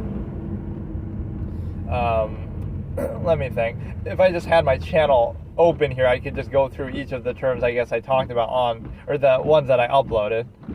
I've only uploaded like maybe 20 or 30 of them, it feels like, or I even made a Twitter for it, the Court of Reason, so then I kept posting some of these on the Twitter page just so I have a record of them. Because that's the one mistake that I made. In all the time that I spent doing it, I never really thought about it too deeply as far as like preserving or archiving it. Maybe I didn't think it was even that big of a deal, but then you come to realize that you should have some record of it, like, just, I should have had a YouTube and uploaded everything, or I just never bothered to, or I would do it for such long periods of time that I never really cared about it or thought too deeply about it. So, let me think for a second here. But yeah, the background sound is probably pretty bad. This is definitely not a setup that I've done before, or like, I'm doing it very professionally. but I'm just sort of trying it, and then obviously the whole background aspect can be solved by, like, for example, now I'm stopped, but you probably still hear my windshield wiper. But that could just be solved by me just simply not driving, so that's not an issue. But I'm more so just curious about, like, the microphone quality itself, or if it's even picking it up from there. In fact, even here, let's use this exact point, like, what time is it in, and then I'll listen back. It's about 30 minutes, so I'll unplug that. So I unplugged the mic, so now I don't know if it's still going or if it sounds different, so I could test it to and say, okay, this is now using the phone audio itself, whereas that was using just the microphone. So yeah, what are some other good logical razors that I could have? I could have... A lot of these phrasings are very unique to me, of course, so even, obviously similar ideas I'm sure exist. I'm not the first person to say the same concept, but just the exact phrasing of it was definitely mine, the way that I use it there. So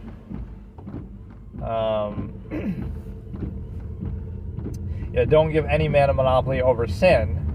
So I think I tried to use an example of that even with Trump, to say that, like, people are getting so up in arms and sort of fixated on everything he does. It's like, he can be a bad guy, or he can have flaws, and you don't have to like him or vote for him or anything like that, but you're getting, like, people get too fixated, right? Like, there's plenty of other people you should be wary of. There's plenty of other... Don't use, one side to justify the other, sort of in false duality, that you say, well, this person might be, or this person's so bad that we'll just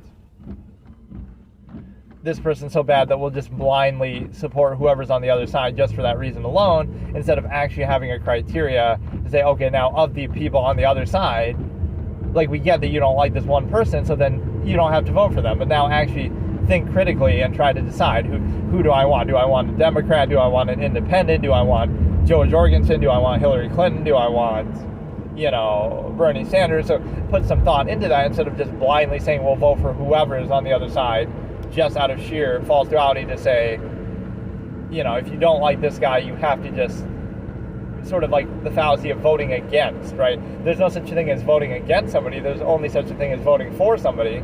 So if you don't like him, fine, don't vote for him, but then put some actual thought into what you're doing, instead of using one bad thing to justify potentially another, or anything, or just like anything is better than that. So that's a very low standard that you have, and unless you get that's how you would get away with, like, some of the worst leaders in history. You would say you don't support them, but you oppose somebody else. So you say, oh, well, support me blindly just because you're against somebody else. At least I'm not as bad as that guy. So again, when you have a low standard like that, it can always be very reductive, and that's not a good criteria to have. And then I'm just doing this in a very disorganized sense, but I guess I have so many things to draw upon that I was kind of relying on that. Even in my normal streams, like where I'm just playing chess or playing a game or whatever, I will often bring up some of these terms, which is kind of funny to do, because a lot of the time people won't know what the hell I'm talking about, but it's still a good way to preserve it, or I kind of try to explain it there. So yeah, I explained the stimuli acme. That's a very, very key phrase, just the idea that that is a high measure standard that we have. Because see, despite all the dogma that you might have, like, you could be religious, or you could believe in, certain things, morality and other, any sort of dogmatic persuasion here, but what does it come down to, right? What you can, I use this expression like an observational basis.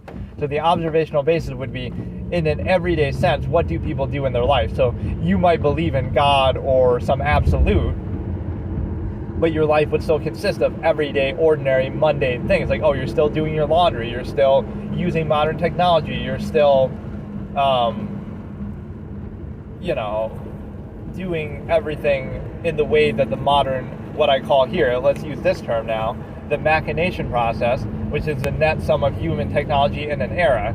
And it also has another meaning, too, that I use, which is like sort of the mode of control, the method of control by which people are largely controlled and defined in an era. So, for example, at one point in history, it might have been the church.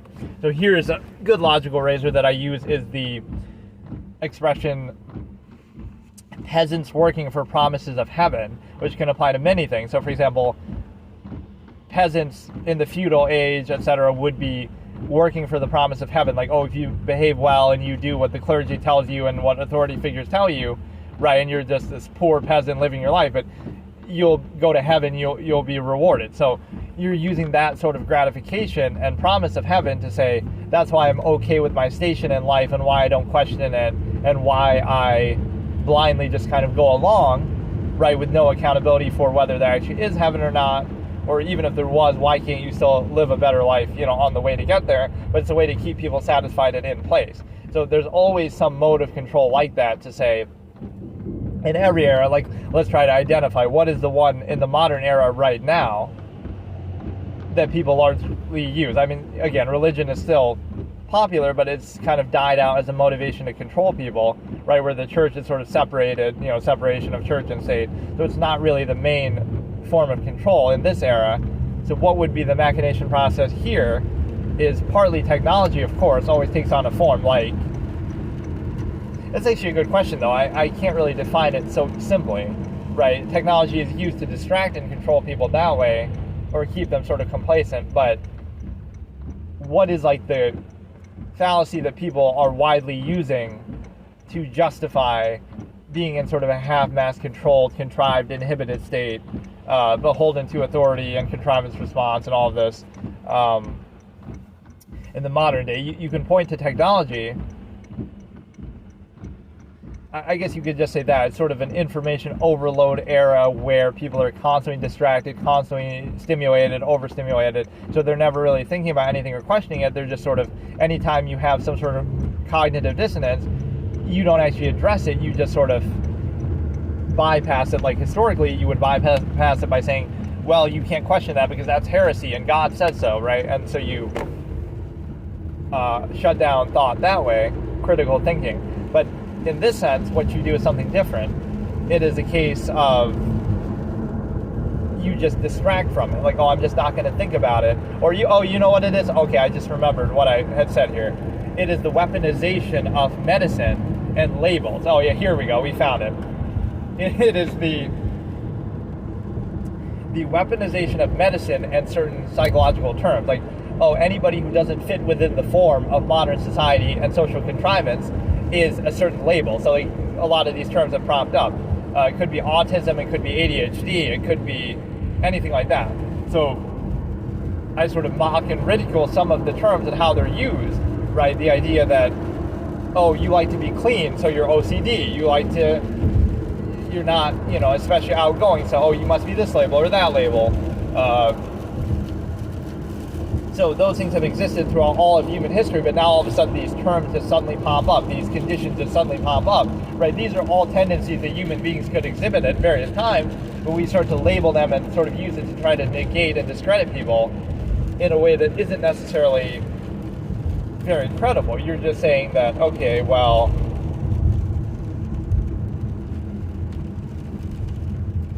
it's a way to shut down any sort of critical thought or any sort of cognitive dissonance that would be associated with a certain contrivance state.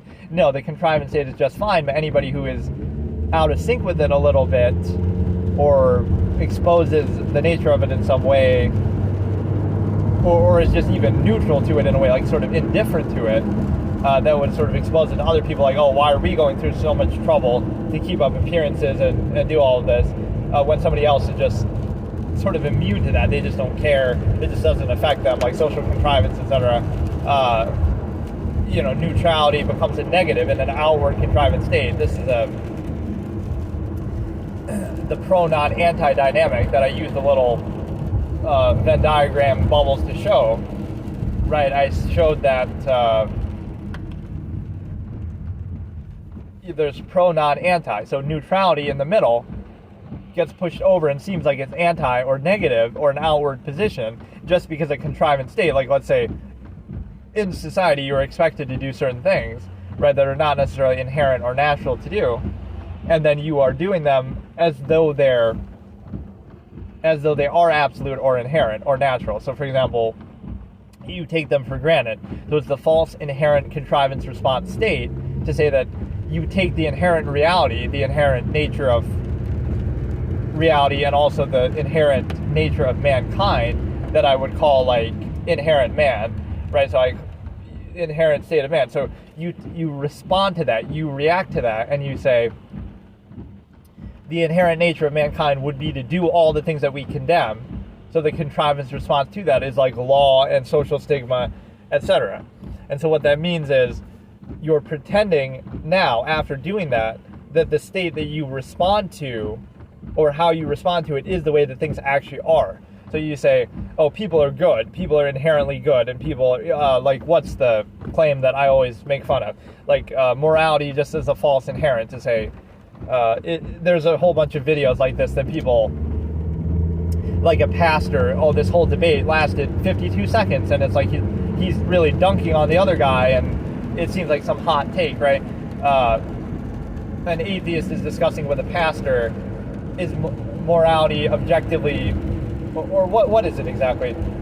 Is killing a person objectively wrong, or is doing this objectively wrong, inherently, objectively, or absolutely wrong? Well, obviously it's not inherently, absolutely, or objectively wrong, because those words imply that it wouldn't be able to happen, right? If something is objective, that means it goes beyond human control or human interpretation, so the whole point of the question would be moot. Obviously it's not objectively wrong, or inherently, or absolutely, because then you wouldn't need people to stigmatize it, or you wouldn't need laws, you wouldn't need anything, right? It would just it would happen like in nature, right? It wouldn't be possible to happen, first of all. It wouldn't even be, you know, if something's objectively wrong by the laws of nature, it wouldn't even be possible. So it's more so, oh, it's wrong by our own subjective standards that are a contrivance response. I have to kind of project my voice, so sometimes I get tripped up. Like, I'm not used to talking so loudly. To try to overcompensate for either the car or the shitty mic, right? I should definitely have a better setup for this, but I am just starting to do this now. So again, it's the contrivance response to the inherent state of mankind that we have, and so now that's what happens is people pretend that is actually the inherent state or the absolute state or the reality. It might be a functional basis that you can say, okay, it's worth doing that. Like, it's useful to do that. We can agree upon doing that to varying degrees, etc. Right? That's not the debate. Whether there should be laws or whether we should have social stigma to condemn things we don't want to happen, etc. But the thing is that it's not a question of whether it's useful or functional to contrive something in response to the inherent reality, but it's a question of whether that is the inherent reality or not. What makes this even worse is the fact that it's raining too. What a great, overlap here. So I think if I do a session like this for a really long period of time, like if I do this for 12 hours, which I won't necessarily do right now, but that might be the sort of thing that, I don't know, has more validation to it. I'll always do it in these like quick little snippets, and then it doesn't really have much resonance to it because it's just like a one-off thing that I'm doing. I'd have to do it with some amount of consistency. So this might be a more convenient way to do it. Like if I'm doing it like while I'm driving or just some other capacity. Because, if I'm sitting at my computer and just doing a stream like normal, then it feels like you want to actually be doing something, like playing chess or, a game or whatever. I just have become so associated with chess that I would just assume that. Or I could do it even while doing that, but then it becomes a little bit distracting or unfocused, right? This is a more focused way of doing it that I would say this is just very clear and on point with what I'm, you're not distracted by anything else. Unless you could say, I guess, the actual act of driving. Let's look at another concept here. I'm not really doing it with any clear organization here, but again, if somebody suggested a topic, I could focus on that. But yeah, that's a big point, right? The inherent state of mankind, right, where you would say, these are all the tendencies and things that people would naturally do, and then here are all of the ways that we respond to it, contrivance response, and now we don't acknowledge that anymore. We pretend that, oh no, that's actually how inherent reality actually is. For example, human beings actually are the way that we are trained and indoctrinated by society to be, instead of realizing the very fact that we have to do that we have to indoctrinate them. We have to, raise our children in a certain way. We have schools, we have authority figures. The fact that we have to do all of that shows you that is not the inherent state of man. And so that's very useful to have that distinction, because it explains a lot of the things that we would be so incredulous about, like, oh, how could somebody possibly do this terrible thing?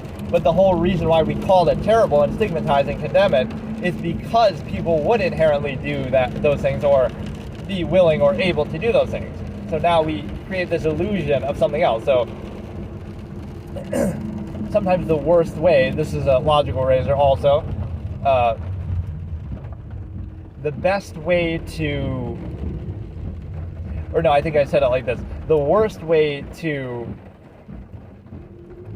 make something reality is to pretend it already is reality. So for example, just because you want something to be true doesn't mean that it is, or doesn't mean you should pretend it is. So we pretend, oh, everybody's just an angel and everybody's perfect, and then nobody would ever do anything wrong, or immoral. But that's not true, so you have to stay vigilant, and we should debate not whether morality is inherent, but how we can best uphold it, right? Like, how can we improve laws or enforcement or this or that, instead of pretending, oh, we don't need those things, because that would be really the conclusion of that claim. Like, morality is inherent, but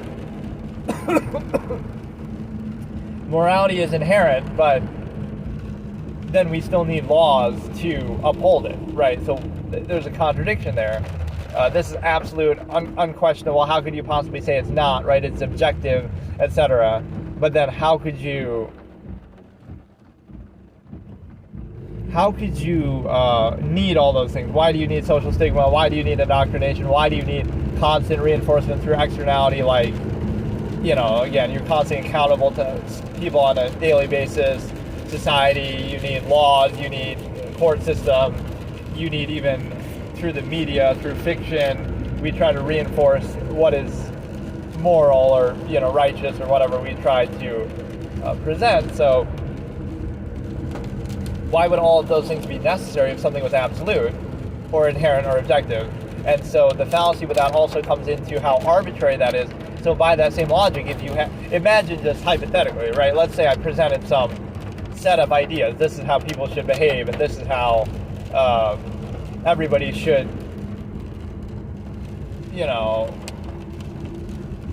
wear their clothes backwards or do things that we're not used to, right? Like, turn all your perceptions upside down. And if you were indoctrinated to believe that from birth, right, heavily by your parents, or then by school, then by workplace environment, by media, etc., imagine what that would look like, as far as, like, and you could see it in different societies and cultures, things that you think are ridiculous and, oh, I would never do that, or you wouldn't want to be associated with it. Now all of a sudden it's commonplace, whether in different parts of human history, whether in different parts of the world right now. There are things that you would ridicule that people do like it's normal, and there's things that you do like they're normal that other people would ridicule. So in other words, the defining factor is not the fact of some credible criteria-based standard that you follow, like, oh, the reason why I'm doing this is because of this standard, and it's very consistent and critically applied and held accountable. Or is it just that, oh, you're indoctrinated to it, and it bypasses any sort of critical thinking or objectivity or concern that way? So now it's an arbitrary process, because, again, with years and years of indoctrination in youth, and with years of social stigma and repetition, you could see how people could believe and practice and do almost anything, because it's not based in necessarily logic and reason and some fact-based, criteria-based accountability. So, and then people just indignantly insist upon it. Once you are at a certain age, there's an assumption of that, like, oh, once you're an adult and 20 years old plus, there's this sort of preconceived notion of, like, oh, you just take everything as absolute that you were indoctrinated to believe, and now you just don't even question it. So now it's just a matter of sort of maintaining or upholding that rather than actually questioning it. So the whole irony with that is, when people are the youngest and when people are the oldest, right, in young age as a kid, and when you're old, closer to death or whatever, now you're least subject to contrivance because you feel like, oh, you have nothing to lose because you're already so old, right, hypothetically, or you're so young that you're not yet sort of indoctrinated fully and broken down and beaten down by the contrivance state, so you can be most honest and objective in those capacities, and it's used to discredit and dismiss people, but like, oh, they're just a kid, they just don't get it, they're not mature enough yet, they're not this or that, but maybe they're seeing a truth that you just can't face, that you have to ignore, and so now, you know, that would give you cognitive dissonance. So they might observe something that's very true and very accurate, but you dismiss it, not because it doesn't have basis to it, but because you just can't. You're in a state of being that just forces you to ignore it and ridicule and laugh at it. Oh yeah, here's one concept also too that I would use is humor is nothing more than cognitive dissonance coming out. So when people laugh and ridicule things, what they're actually doing is oftentimes is laughing at themselves or their own state of being. So like, it's something that you acknowledge is like a contradiction of your lifestyle and society and, you know, social structure, but you still do it anyway. So for example,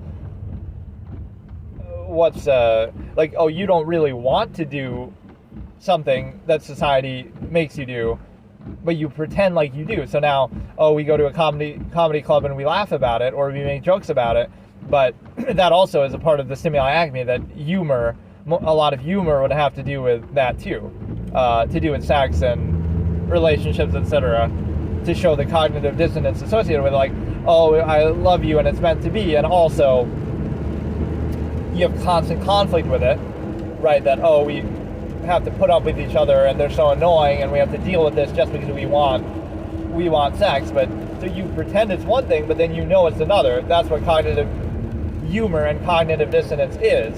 So you might think, oh, it's just funny, you know, it's just some innocent thing, you know, don't overthink it, but it's actually the opposite, that you're kind of rubbing in your own face, or having it rubbed in your own face, that, oh, these are all the contradictions and inconsistencies with your life that you're forced to put up with just because that's what you have to do in society with other people, and you have to pretend something is true that you know isn't true, and then you can laugh about it, but you can never actually truly acknowledge it.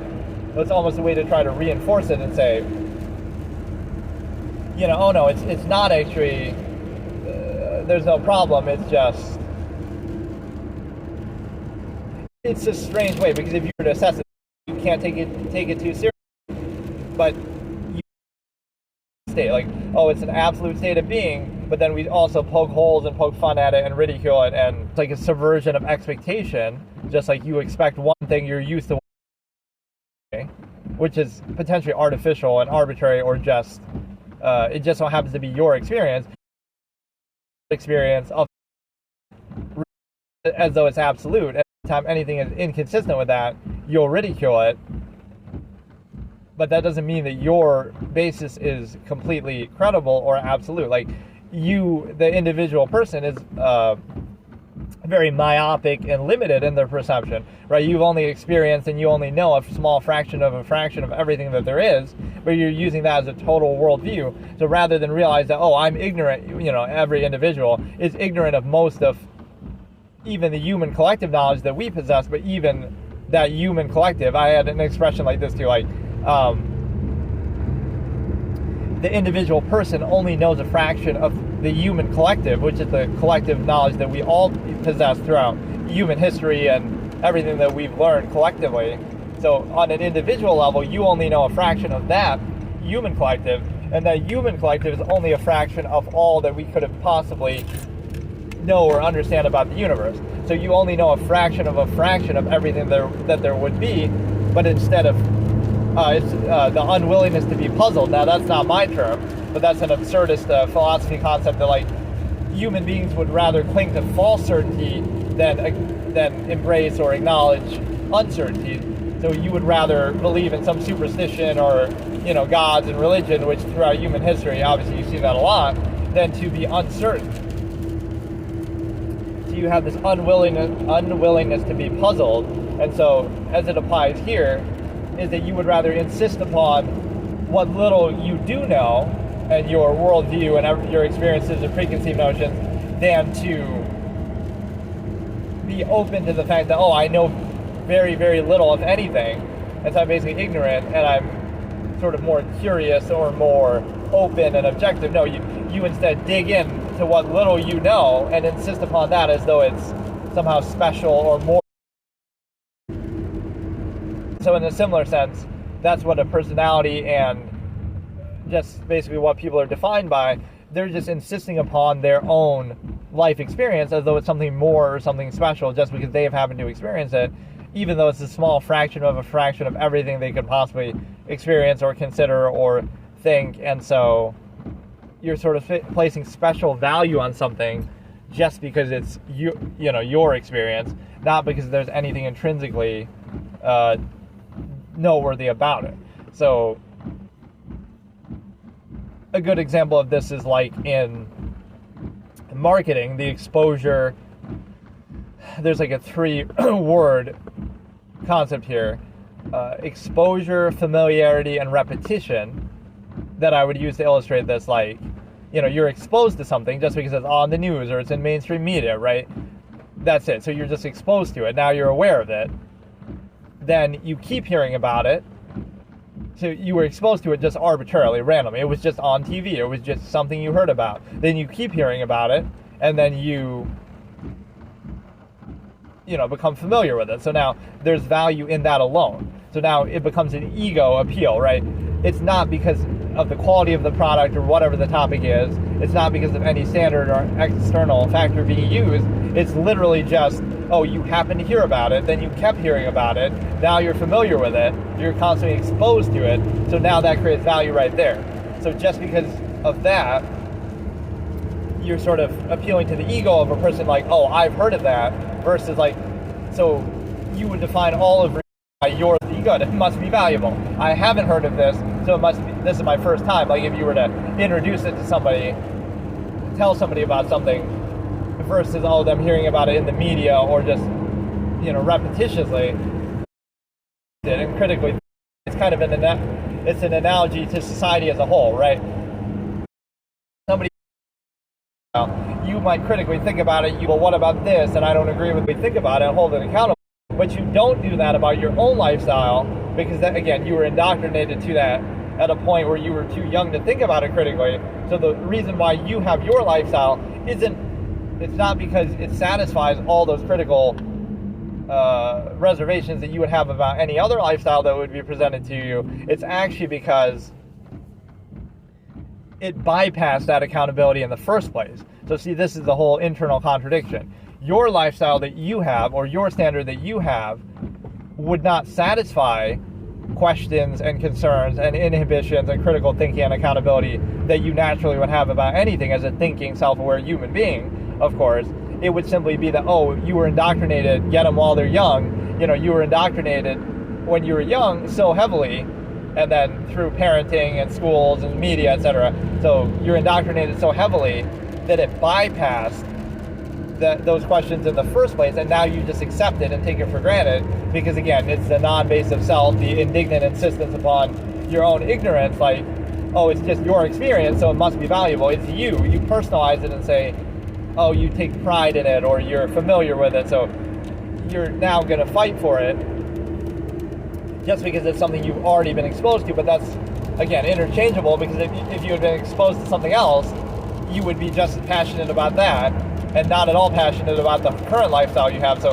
it's very interchangeable, because the process by which you get there is through indoctrination, is through constant accountability to a social structure, social stigma, right, reward, punish kind of concept, a way to reinforce, condition people, and just bypassing critical thinking constantly.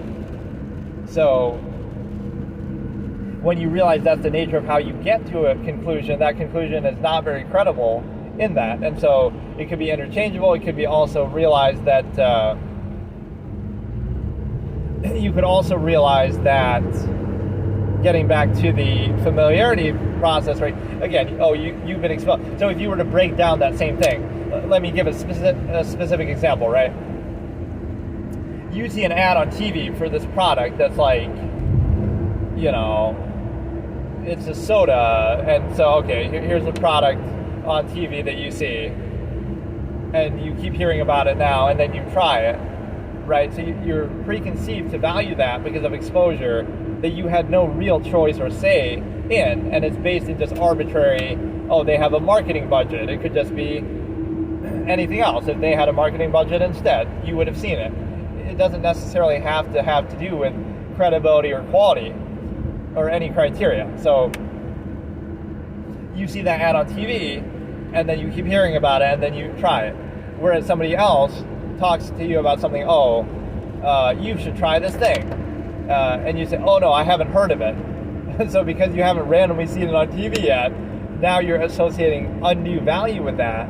But see, it's sort of like the trick of making people think it's their own idea, right? You think it's your own idea because you heard about it on TV, or you've heard about it just a few times, even though that's not your idea at all.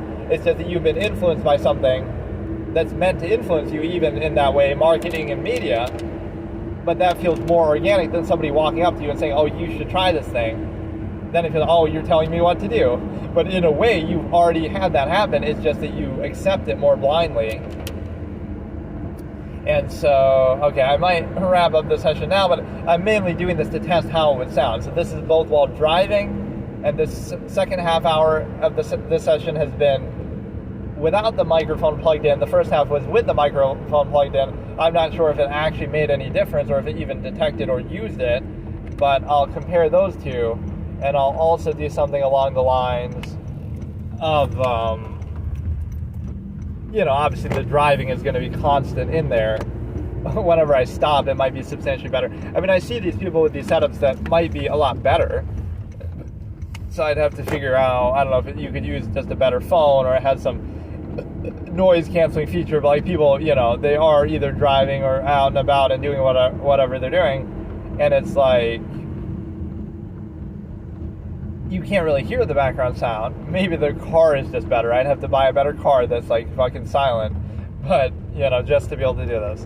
But yeah, it's an interesting format. I would like to, this might revitalize my willingness to do the debate format in a way that otherwise I just wouldn't do, because with what little time I have to stream, I typically want to actually play something or do something else, right? Whereas this can be more free form if I have extra time like this now. It didn't really, cost me anything to do this. I just kind of did it because, I would have been driving anyway, so it doesn't really matter.